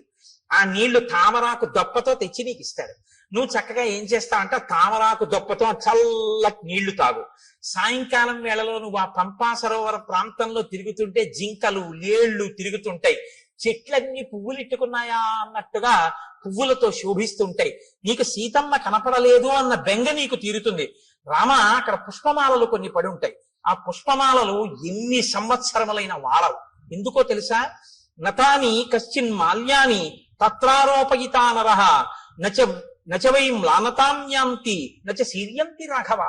మతంగ మహర్షి యొక్క శిష్యులు గురువు గారికి సేవ చేయడం కోసమని అక్కడికి వచ్చి దర్భలవి సేకరిస్తున్నప్పుడు వాళ్ళ శరీరానికి కలిగినటువంటి శ్రమ వలన పుట్టినటువంటి స్వేద బిందువులు నేల మీద పడి పువ్వులై దండలయ్యాయి. ఆ దండలు ఎవరు తీసి ధరించారు. వాళ్ళ ఆ శిష్యుల యొక్క చెమట పువ్వులైంది కాబట్టి ఆ పువ్వులు సూర్యరశ్మికి వాడవు, గాలికి ఒడిలిపోవు. అవి ఎన్ని సంవత్సరములైనా అలాగే ఉంటుంటాయి. ఆ మాలలు ఎవరు ధరించారు. నువ్వు అక్కడ మతంగ మహర్షి యొక్క ఆశ్రమం కనపడుతుంది. చాలా లోపలికి వెళ్ళడం చాలా కష్టం. గొన్న ఏనుగులు దాని చుట్టూ తిరుగుతూ ఉంటాయి. రామ, అక్కడే శబరి ఉంది ఇప్పుడు ఆశ్రమంలో. తేషాం గతానాం ఆద్యాపి దృశ్యతే పరిచారిణి శ్రమణీ శబరీనామ కాకుత్స చిరంజీవిని త్వాంతు ధర్మే స్థితా నిత్యం సర్వభూత నమస్కృతం దృష్ట్వా దేవోపమం రామ స్వర్గలోకం గమిష్యతి. నువ్వొక్కసారి ఆ ఆశ్రమంలోకి వెళ్ళి శబరిని చూస్తే శబరి నిన్ను చూసిన తరువాత స్వర్గలోకానికి వెళ్ళిపోతుంది. నీకోసమే ఎదురు చూస్తోంది. రామ, అక్కడ నుంచి కొంచెం ముందుకు వెడితే ఎప్పుడు ఏనుగులు తిరుగుతూ ఉంటాయి. ఆ ఏనుగులు తిరుగుతున్నటువంటి ప్రాంతానికి లోపలే మతంగ మహర్షి చేత నిర్మింపబడిన మతంగవనము అని ప్రసిద్ధికెక్కినటువంటి ఆశ్రమం ఉంది. అక్కడే పంపా సరోవరానికి తూర్పున ఋష్యమూకము అనేటటువంటి ఒక పెద్ద పర్వతం ఉంది. ఆ పర్వతం యొక్క గొప్పతనం ఏమిటో తెలుసా రామ? ఋష్యమూకస్య పంపాయా పురస్తాత్ పుష్పిత ద్రుమః సుదుఃఖారోహణో నామ శిశునాగాభిరక్షిత ఉదారో బ్రహ్మణా చైవ పూర్వకాలే వినిర్మిత శయాన పురుషో రామ తస్య శైలస్య మూర్ధని యత్ స్వప్నే లభతే విత్తం తత్ ప్రబుద్ధోది గచ్చతి నత్వేనం విషమాచారః పాపకర్మాధిరోహతి యస్తుతం విషమాచారః పాపకర్మాధిరోహతి తత్రైవ ప్రహరంత్యేనం సుప్త ఆదాయ రాక్షసాః తత్రాపి శిశునాగానాం ఆక్రంధ శ్రూయతే మహాన్ క్రీడతాం రామ పంపాయాం మతంగారణ్యవాసినాం. ఆ ఋష్యమూక పర్వత శిఖరములున్నాయే, ఆ శిఖరము పైకి ఎక్కడం చాలా చాలా కష్టం రామ. అందుకే ఆ శిఖరానికి పేరు ఏమని పిలుస్తారో తెలుసా? దాన్ని సుదుఃఖారోహణ శిఖరము అని పిలుస్తారు. ఎక్కడం చాలా కష్టం కాబట్టి ఆ శిఖరం మీదకి ఎవరు ఎక్కలేరు. దాని చుట్టూ ఎప్పుడు గొన్నేనుగులు తిరుగుతుంటాయి, శిశునాగములు. కాబట్టి ఆ గొన్నేనుగులు గుంపులు గుంపులుగా తిరుగుతుంటాయి. పంపా సరోవరంలో నీళ్లు తాడి ఆడుకుంటుంటాయి. ఎవరైనా శిఖరం పైకెక్కి రాత్రి నిద్రపోయినప్పుడు వాళ్ళ కల్లో ఏం కనపడుతుందో అది వాళ్ళకి దొరుకుతుంది తెల్లవారేటప్పటికి. పాపాచారం కలిగిన వాళ్ళు ఋష్యమూక పర్వతం మీదకి ఎక్కి ఉండలేరు. ఒకవేళ ఉన్నా వాళ్ళకి నిద్ర పట్టగానే రాక్షసులు వచ్చి చంపేస్తారు. కాబట్టి ఏమర్థం అవుతోంది? ఋష్యమూక పర్వతం మీదున్న సుగ్రీవుడు నలుగురు వానరులు పాపాచారము కలిగిన వారు కారు. వారు పాపాచారులు అని వాలి తరిమేశాడు తప్ప వాళ్ళు నిజమునకు పాపాచారులు కారు. అటువంటి వారైతే రామా నిన్ను వాళ్ళతో సంధి చేసుకోమని చెప్పను. ఇది దాని అర్థం.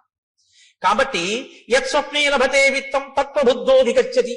రాత్రి కల్లో ఏం కనపడిందో అది తెల్లవారేటప్పటికి ఆ కొండ మీద దొరుకుతుంది. కాబట్టి రామ ఆ పర్వత శిఖరం మీదకి వెడితే అక్కడ ఒక గొప్ప గుహ ఒకటి ఉంది. రామతస్యతు శైలస్య మహతీ శోభతే గుహ శిలాపిధానా కాకుత్స దుఃఖం చాస్యాహ ప్రవేశనం. ఆ గుహకి ఒక పెద్ద శిల అడ్డు పెట్టుంటుంది. దానిలోనే సుగ్రీవుడు నలుగురు వానరులతో ఉంటాడు. ఆ గుహలోకి ప్రవేశించడం చాలా కష్టం.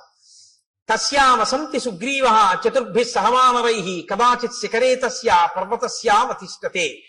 రామ ఆ శిశునాగములు, ఆ గొన్నేనుగులున్నాయే, అవి పంపా సరోవరంలోకి వచ్చి నీళ్లు తాగి పైకి చిమ్మి ఆడుకుని పెద్దగా అరుస్తుంటాయి. అవి అలా అరిచినప్పుడు వాటి యొక్క ఘీంకారములు ఆ పర్వత శిఖరం మీదకి వినపడుతుంటాయి. అప్పుడప్పుడు సుగ్రీవుడు గుహలోంచి బయటికి వచ్చి నలుగురు వానరులతో కలిసి ఆ శిఖరం మీద కూర్చొని చూస్తూ ఉంటాడు. ఇవన్నీ అక్కడే ఉన్నాడు. నిజంగా లైవ్ టెలికాస్ట్ ఇస్తారండి. మనం చదువుతుంటే అబ్బా మనం ఒక్కసారా ఋష్యమూక పర్వతం, ఆ పంపా నది, ఇంకా ఎన్ని చెప్పారో తెలుసా అండి. రామ గుంపులుగా అడవి పందులు వస్తాయి. అడవి పందులు పంపా సరోవరంలో నీళ్లు తాగి పర్వత గుహల్లో ఆడుకుంటూ వెళ్ళి పడుకుంటాయి. పడుకుని పెద్ద పెద్ద రంకెలు వేస్తాయి. ఆ రంకెలు ఎలా ఉంటాయో తెలుసా? ఆబోతు రంకెల్లా ఉంటాయి. అక్కడ గొన్నేనుగులు ఏమి ఆటలాడుతుంటాయో రామ, ఆ పర్వత శిఖరం చుట్టూ అవి తిరుగుతుంటాయి. వాటిని దాటి శిఖరం ఎక్కవలసి ఉంటుంది. ఇవన్నీ చెప్పి రామ తొందరగా బయలుదేరి సుగ్రీవుడితో స్నేహం చేసుకో. చాలా సంతోషం అన్నారు. మీరు ఆజ్ఞనిస్తే నేను బయలుదేరుతానన్నాడు. ఆయన వెళ్ళిపోయాడు. రామలక్ష్మణులు ఇద్దరు బయలుదేరి శబరి ఉన్నటువంటి ఆ మతంగ మహర్షి యొక్క ఆశ్రమాన్ని చేరుకున్నారు. శబరి వెంటనే స్వాగతం చెప్పింది. స్వాగతం చెప్పి అంది, తౌచు దృష్ట్వా తదా సిద్ధ సముద్ధాయ కృతాంజలి రామస్య పాదౌ జగ్రాహ లక్ష్మణస్య చ ధీమతః పాద్యమాచమనీయం చ సర్వం ప్రాణాద్యధాంధి. ఆవిడ వెంటనే రామలక్ష్మణులు ఇద్దరి పాదములు పట్టుకుని అర్ఘ్యపాద్యములు ఇచ్చి కూర్చోపెట్టి, నాయనా రామ, నీ దర్శనం కోసమే నేను ఎదురు చూస్తున్నాను అంటే రాముడు ఆవిడ్ని ప్రశ్నించాడు. ఇదే నేను మీతో అన్నది. రాముడు ఎవరితో ఎక్కడ ఎలా మాట్లాడతాడో మీకు అలవాటైతే ఎక్కడ ఎలా మాట్లాడాలో మీకు వచ్చేస్తుంది కొన్నాళ్ళకి. తాపసితో మాట్లాడుతున్నాడు కాబట్టి ఆయన ఎలా మాట్లాడతాడో చూడండి. తమువాచ తతో రామః శ్రమణీం సంసిత వ్రతాం కచ్చిత్తే నిర్జితాః విఘ్నాః కచ్చిత్తే వర్ధతే తపః కచ్చిత్తే నిహిత క్రోధాహారస్య తపోధనే కచ్చిత్తే నియమాః ప్రాప్తాః కచ్చిత్తే మనసః సుఖం కచ్చిత్తే గురు శుశ్రూషా సఫలా చారుభాషిణి. ఓ శబరి, నీ తపస్సు విఘ్నం లేకుండా కొనసాగుతోందా? నువ్వు ఆహారమును స్వీకరించేటప్పుడు నియమాన్ని ఉల్లంఘించకుండా ఆహారాన్ని తీసుకోవడంలో ఏ ఇబ్బంది లేకుండా తీసుకుంటున్నావంటే రుచికి లొంగకుండా ఉండగలుగుతున్నావా? కచ్చిత్తే వర్ధతే తపః, తపస్సు రోజు రోజుకి పెంచుకోగలుగుతున్నావా? ప్రతిరోజు నియమాలు పాటిస్తున్నావా? నీ మనసు సుఖంగా ఉంటోందా? నీ గురు శుశ్రూష బాగా చరిగిందా? నాకు వాటి గురించి చెప్పు. ఎవరిని ఏవడగాలో అవి అడగాలి. అడిగితే ఆవిడ చాలా సంతోషించింది. అద్య ప్రాప్తా తపస్సిద్ధి తవ సందర్శనాన్మయ అద్యమే సఫలం తప్తం గురువస్య సుపూజితాః అద్యమే సఫలం జన్మ స్వర్గస్యైవ భవిష్యతి త్వయి దేవ వరే రామ పూజితే పురుషస్సభ చక్షుషా తప సౌమ్యేన పూతాస్మి రఘునందన గమిష్యాం అక్షయాన్ లోకాన్ తత్ప్రసాదాదరిందమా. నాయన ఎప్పటి నుంచో నీ దర్శనం కోసమే ఎదురు చూస్తున్నాను. నా తపస్సు ఇంతకాలం నిర్విఘ్నంగా సాగింది అని గుర్తు ఏమిటో తెలుసా? నా తపస్సు సిద్ధి పొందింది అనడానికి తార్కాణమే నీ దర్శనం. నీ దర్శనం కోసమే చూస్తున్నాను. నీ దర్శనం కోసమే ఇంతకాలం నుంచి ఎదురు చూస్తూ ఉన్న నాకు ఈ కన్నులతో నిన్ను చూసే భాగ్యం కలిగింది కాబట్టి, నేను ఉన్న ప్రయోజనం పూర్తయిపోయింది కాబట్టి, నువ్వు అనుమతించిన తర్వాత ఇంకా నేను ఊర్ధ్వలోకాలకి వెళ్ళిపోతాను. మయాతు వివిధం వన్యం సంచితం పురుషర్షభ తవార్థే పురుష వ్యాఘ్ర పంపాయాస్తీర సంభవం. పంపా నదీ తీరమునందు ఉన్నటువంటి అనేకమైన కందమూలములను ఫలములను నువ్వు ఎప్పుడొస్తావో నీకు పెడదామని నేను తీసుకొచ్చి దాచి ఉంచాను. అంటే మీరు ఈ మాటలో ఒక విషయం గుర్తుపెట్టుకోవాలి. శ్రద్ధ అనగొట్టుంది. శ్రద్ధ అంటే ఏమిటో తెలుసా అండి? ఎప్పుడో అప్పుడు రాముడు వస్తాడని తీసుకొచ్చి 2 దానిమ్మ పళ్ళు వచ్చి చూద్దాం, ఇవాళ కూడా ఇన్నాళ్ళు రాలేదు, ఇవాళ వచ్చేసాడు ఏంటంటే పోలే, దానిమ్మ పళ్ళు 2-3 రోజులు ఉంటాయి కాబట్టి 2-3 రోజులు రాకపోతే అప్పుడు మళ్ళీ తీసుకొద్దామని పెట్టి కూర్చోవడం కాదు. ద్రాక్ష పళ్ళ గుత్తి నైవేద్యం పెట్టడానికి ద్రాక్ష పళ్ళ గుత్తి నుంచి ద్రాక్ష పళ్ళు విడతీసి కడిగి నైవేద్యం పెట్టడానికి చాలా తేడా ఉందిగా, ఉందా లేదా? నీకు గుత్తిస్తే తింటారా? విడదీసి కడిగి పట్టరా అంటారా అనరా? ఈశ్వరుడు తినాలంటే గుత్తిలా నైవేద్యం పెడుతున్నావు. నీకు తినాలని కోరుకుంటే పూజలో అంతర్భాగం చక్కగా పళ్ళన్నీ విడదీసి నీళ్లతో కడిగి పళ్ళెంలో చక్కగా అందులో మెత్తబడిపోయిన పళ్ళు తీసేసి మిగిలిన పళ్ళు వెండి పళ్ళెంలో నీ వెండి పళ్ళెం కూడా కాదుగా, ఇచ్చారుగా పెద్ద పళ్ళెం చక్కగా నైవేద్యం పెట్టమని, అందులో చక్కగా విశాలంగా పెట్టి రామ చక్కగా మెల్లగా అమ్మ నా తల్లి సీతమ్మ లక్ష్మణయ్య ఒక్కొక్క పండు తీసుకుని హాయిగా తినండి అని ఆ పళ్ళెం అక్కడ పెట్టి ప్రశాంతంగా నివేదన చెయ్యి. నువ్వు కడిగినందుకు పొంగిపోతాడు ఆయన, అది పూజ. ఓరి ఓరి ఓరి వీడు నేను తినాలని పళ్ళు కడుగుతున్నాడు సీత చూసావా అంటాడు. గుత్తి అక్కడ ఎట్టి నైవేద్యం పెట్టాడు. ఏమన్నా చూసారా? అందులో చప్పబడిపోయినవి మెత్తబడిపోయినవి కుళ్ళిపోయినవి అన్నీ పెట్టేస్తున్నాడు. ఎదురుగుండా కనపడు మగించలు నేను విప్పి పెడుదును, కానీ తల్లి సీతమ్మ చూస్తోంది. అన్ని ద్రాక్షపళ్ళు నువ్వే కడిగేసి అరటిపండు తొక్కలు నువ్వే తీసేసి అన్ని పెట్టేస్తే మా ఆయనకి నేను పెట్టుకోవద్దయ్యా ప్రేమతో, అవి నాకి నేను విప్పి పెట్టుకుంటాను ఎంత బాగున్నాయో అంటోంది. అమ్మకి ఇస్తాను, అమ్మ విప్పి పెడుతుంది, ఇదిగో అమ్మ చేతిలో పెడుతున్నాను, ఇవి మీరు గింజలు ఒలుచుకు తినండి, ఇవి మాత్రం అమ్మ గింజలు ఒలిచే వరకు ఇవి తింటుండండి రామా అని మీరు భావన చేసి సంతోషంగా ఓసారి పళ్ళెం అక్కడ పెట్టి 2-3 నిమిషాలు సంతోషపడిపోయి మీ ఎదురుగుండా సీతారామ లక్ష్మణులు హనుమ ఉన్నారనుకుని అప్పుడు మీరు నైవేద్యం పెట్టి నా స్వామి తింటున్నాడు, ఆయన తింటున్నప్పుడు ఆ పళ్ళరసం కంఠంలోకి దిగుతుంటే సంతోషంగా ఆయన చూస్తున్నాడని మీరు భావన చేస్తే నన్ను నమ్మండి ప్రసాదమే, ఆయన తిన్న శేషం ఇది. అసలు ఆ భావన లేకపోతే మిమ్మల్ని నైవేద్యం పెట్టమని పంపించిన ఆయన యొక్క ద్రవ్యం వృధా తప్ప ఉపయోగమే ఉండదు. కాబట్టి నేను రోజు పంపా సరోవరం నుంచి తెచ్చాను పళ్ళు, తెచ్చి అక్కడ పెట్టాను, రామా మీరు స్వీకరించండి అక్కడ పెట్టింది. అంతేకాని కొరికి చూసింది, కొరికి చూసి పెట్టింది, ఇలాంటి పిచ్చి పిచ్చివన్నీ లేవు. ఆవిడ శుశ్రూష చేసింది గురువులకి, మతంగ మహర్షి. ఆవిడికి తెలుసు ఎక్కడెలా ప్రవర్తించాలో. ఆవిడ శ్రద్ధ ఎక్కడా నీకు అర్థమవుతుందని నేను ఈ మాటలు చెప్పాను. నైవేద్యం పెట్టడం ద్రాక్ష పళ్ళ గుత్తి గురించి ఆవిడ అలా ప్రతిరోజు సేకరించి తీసుకొచ్చి అక్కడ పెట్టింది. ఏమో రాముడు వస్తాడేమో పెట్టుకోవాలి, ఎప్పటి పళ్ళప్పుడు. నేను చైతన్య కుసుమ ప్రియా అమ్మవారు. అందుకే అమ్మవారికి బంగారు తామరలతో బంగారం పూలు చేయించామని అంటారు. బంగారం పూలతో చేయిస్తే మీరు గుర్తుపెట్టుకోండి జాగ్రత్తగా, చాలా మంది చేసేస్తారు కానీ దానికి ఒక కారణం ఉంటుంది. రెండో రోజు ఎవరో ఏం చేస్తాడు, ఇలా తీస్తాడు ఆ పూలు, అది గీసుకుని అమ్మవారి పాదానికి ఎర్రగా ఉన్న నా తల్లి పాదం మీద గీత పడి చిన్ని నెత్తుటి చుక్క పైకి చిందింది అనుకోండి, మీరు 1,000,000 జన్మలెత్తినా మీ పాపం పోదు. ఎవడు చేయమన్నాడు ఆ పూలు? ఓ గడ్డి పువ్వు తెచ్చి అక్కడ చాలు. అందుకే ఆవిడ చెప్పింది చైతన్య కుసుమ ప్రియా, నేను చైతన్యం ఉన్న పువ్వుల్ని ఇష్టపడతాను అని చెప్పింది ఆవిడ. ఈ బంగారం పూలు వెండి పూలు తెచ్చిమని ఆవిడ చెప్పలేదు. ఎవడో వెర్రెక్కిన వాడు మొదలెట్టాడు ఇవన్నీ. కాబట్టి అలాంటి పిచ్చి పనులు అనవసరం. చైతన్య కుసుమాలు ప్రకృతిలో వచ్చాయి, వాటితో చేస్తే చాలు. అందుకే ఏ ఋతు పుష్పములను ఆ ఋతువునందు పూజ చేస్తే ఈశ్వరుడు ప్రీతి చెందుతాడు. అసాధారణమైనవి తెచ్చే ప్రయత్నం చేయకూడదు. అక్కడ నీకు లభ్యమయ్యే వాటితో చేస్తేనే ఈశ్వరుడు సంతోషిస్తాడు ఇప్పుడు. శ్రద్ధ. కాబట్టి శబరి వాటినన్నింటినీ అక్కడ పెట్టింది. ఇహతే భావితాత్మానో గురవేమే మహావనే జుహావాంచక్రియే తీర్థం మంత్రవన్ మంత్రపూజితం నాయన ఇదిగో మా గురువు గారి యొక్క గొప్పతనం ఏమిటో చూపిస్తాను రా, ఆశ్రమం చూపిస్తానని తీసుకెళ్లి గురవోమే మహావనే, మా గురువు గారు ఈ అరణ్యంలోనే తిరిగారు, ఈ ఆశ్రమంలో. ఆయన ఒకానొకప్పుడు తన మంత్రశక్తితో గంగా నదిని ఆవాహన చేశారు. ఇదిగో ఇక్కడ ఆ తీర్థం ఇప్పటికీ ప్రవహిస్తోంది ఆశ్రమంలో, చూడు. ఇయం ప్రత్యక్షస్థలీ వేది ఎత్ర తేమే మనస్కృతాః పుష్పోపహారం కుర్వంతి శ్రమదుద్వేషిభిః కరైః. చాలా బడలిపోయినటువంటి నీరసంతో ఉన్న శరీరంతో ఉపవాసములు చేసి చేసి ఉన్నటువంటి శరీరం కాబట్టి భగవంతుని యందు ధ్యానంలో ఒళ్ళు మరిచిపోయిన వారు కనుక లేచి పుష్పమాల ఇలా వణికిపోతున్న చేత్తో స్వామికి సమర్పించారు. ఇక్కడే ఆయన అగ్నికార్యం చేశారు. వాళ్ళు వెళ్ళిపోయి చాలా కాలమైంది. నువ్వు చిత్రకూట పర్వతం మీద ఉన్నప్పుడు వాళ్ళు దివ్య విమానాలు ఎక్కి వెళ్ళిపోయారు. రామ, ఇప్పటికీ వేదులు ఎలా ప్రకాశిస్తుంటాయో చూడు, దిశలన్నీ ప్రకాశిస్తాయి ఈ వేదుల వల్ల. వాళ్ళు చేసినటువంటి అగ్నికార్యం ఇప్పటికీ అంత తేజస్సుతో ఉంది. తేషాం తప ప్రభావేన పశ్యాద్యాపి రఘుత్వః జ్యోతయంతి దిశ సర్వాః శ్రియా వేద్యోతుల ప్రభా అశక్నువద్భిస్తైర్గంతుం ఉపవాస శ్రమాలసైః చింతితేభ్యగతాన్ పశ్య సహితాన్ సప్తసాగరాన్. చింతితేభ్యాగతాన్ పశ్య, ఎంత గొప్ప మాట అండి.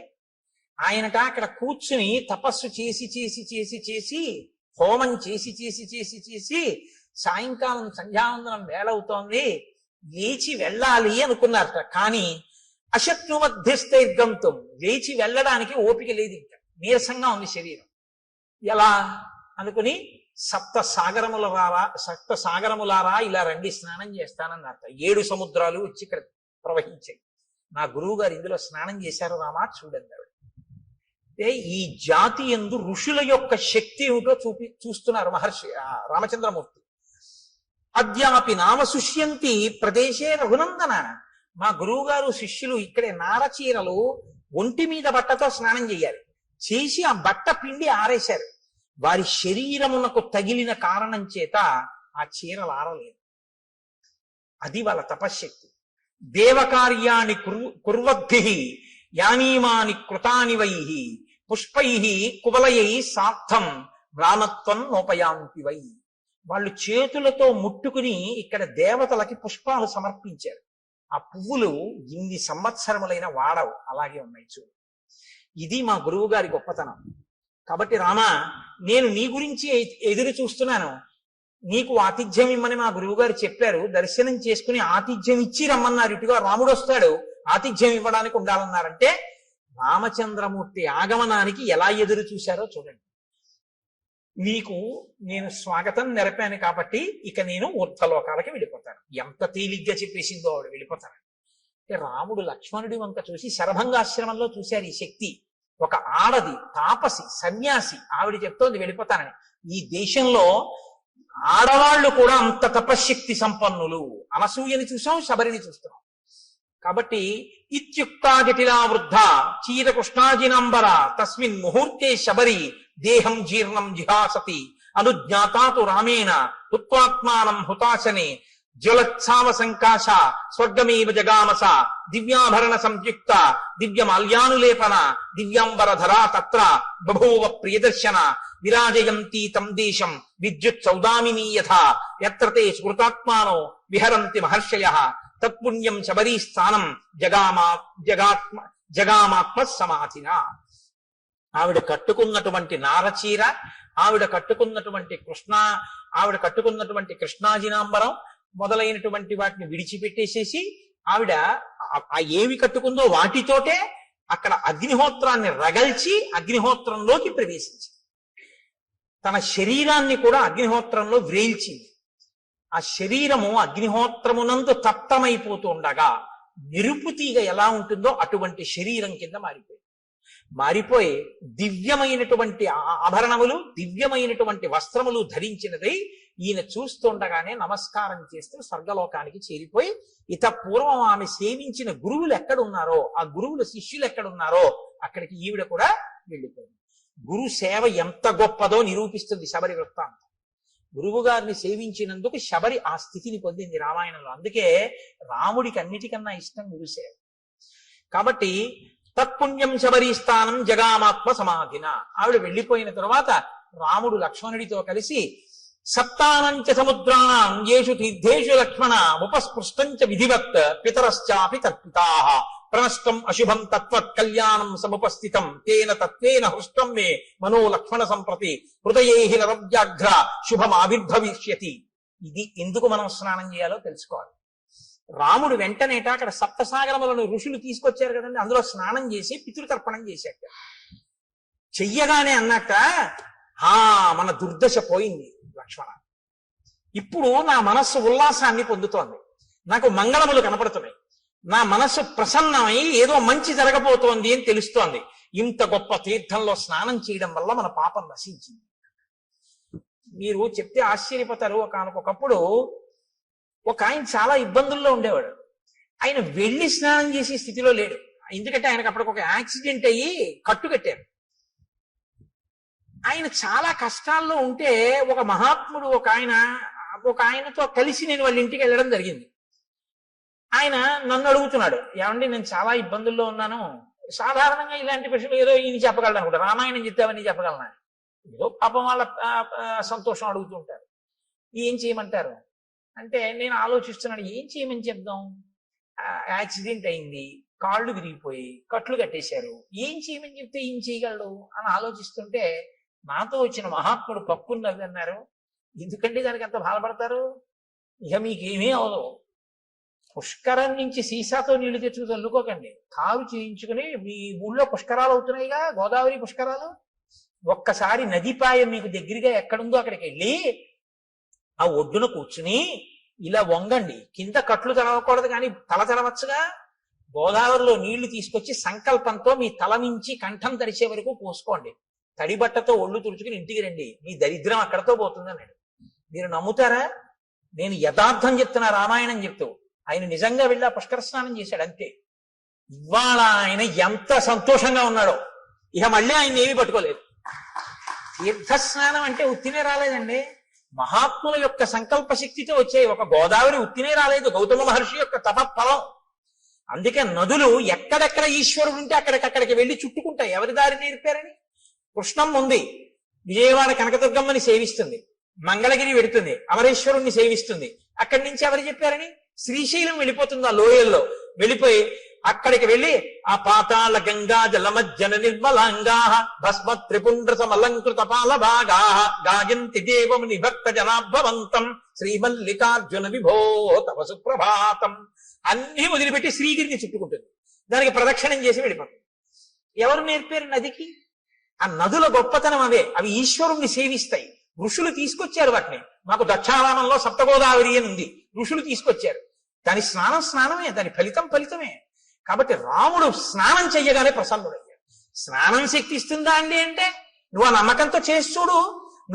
నీకు టాబ్లెట్ లో ఏ కంపోజిషన్ ఉందో ఏముందో, నీకు విరేచనాలు అవుతుంటే నీకు ఏ సూక్ష్మ క్రిముల వల్ల వచ్చాయో, ఇది వేసుకుంటే నీ రక్తంలో ఎలా కలుస్తుందో, ఆ బ్యాక్టీరియా ఎలా చచ్చిపోతుందో నీకు తెలిస్తే చచ్చిపోయా? డాక్టర్ గారు 3 పూట్ల వేసుకోమన్నాడు, వేసుకున్నావు, చచ్చిపోయా లేదా? విరేచనాలు తగ్గాయా లేదా? డాక్టర్ గారు చెప్తే మాత్రం నేను ఎలా వేసుకుంటానండి, ఇందులో ఏముందో నాకు తెలియాలండి, తెలిస్తేనే నేను వేసుకుంటానండి అంటే ఒక్కలాగే తగ్గదు. నీ నమ్మకం ప్రధానం. మణి, మంత్రము, ఔషధము మూడింటికి నమ్మకం. కాబట్టి ఇప్పుడు నమ్మి స్నానం చేశాడు, ఫలితం వస్తుంది. విశ్వాసమే ఈశ్వరుడు. మనం ఒక ఎక్కడికైనా పవిత్రమైన చోటుకెడితే తీర్థస్నానం తప్పకుండా చెయ్యాలి. కాబట్టి రాముడు ఆ స్నానం చేసి ఉల్లాసాన్ని పొంది సంతోషించి లక్ష్మణుడితో కలిసి నువ్వు వెళ్ళి ఋష్యమూక పర్వతం మీద సుగ్రీవుణ్ణి కలుసుకో అని చెప్పి ఆనందంగా ఇద్దరూ కలిసి ఆ పంపా సరోవరంలో తిరుగుతూ ఇంకా సుగ్రీవుని యొక్క దర్శనం కోసమని ఎదురు చూస్తున్నారు.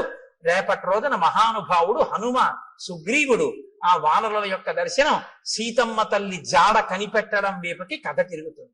ఇక్కడతో అరణ్యకాండ పూర్తయింది. కాబట్టి మనం ఒక్కసారి రామనామం చెప్పుకుని 11 పర్యాయాలు సంతోషంగా తర్వాత మంగళహారతి ఇచ్చిన తర్వాత ప్రసాదం స్వీకరించి బయలుదేరదాం.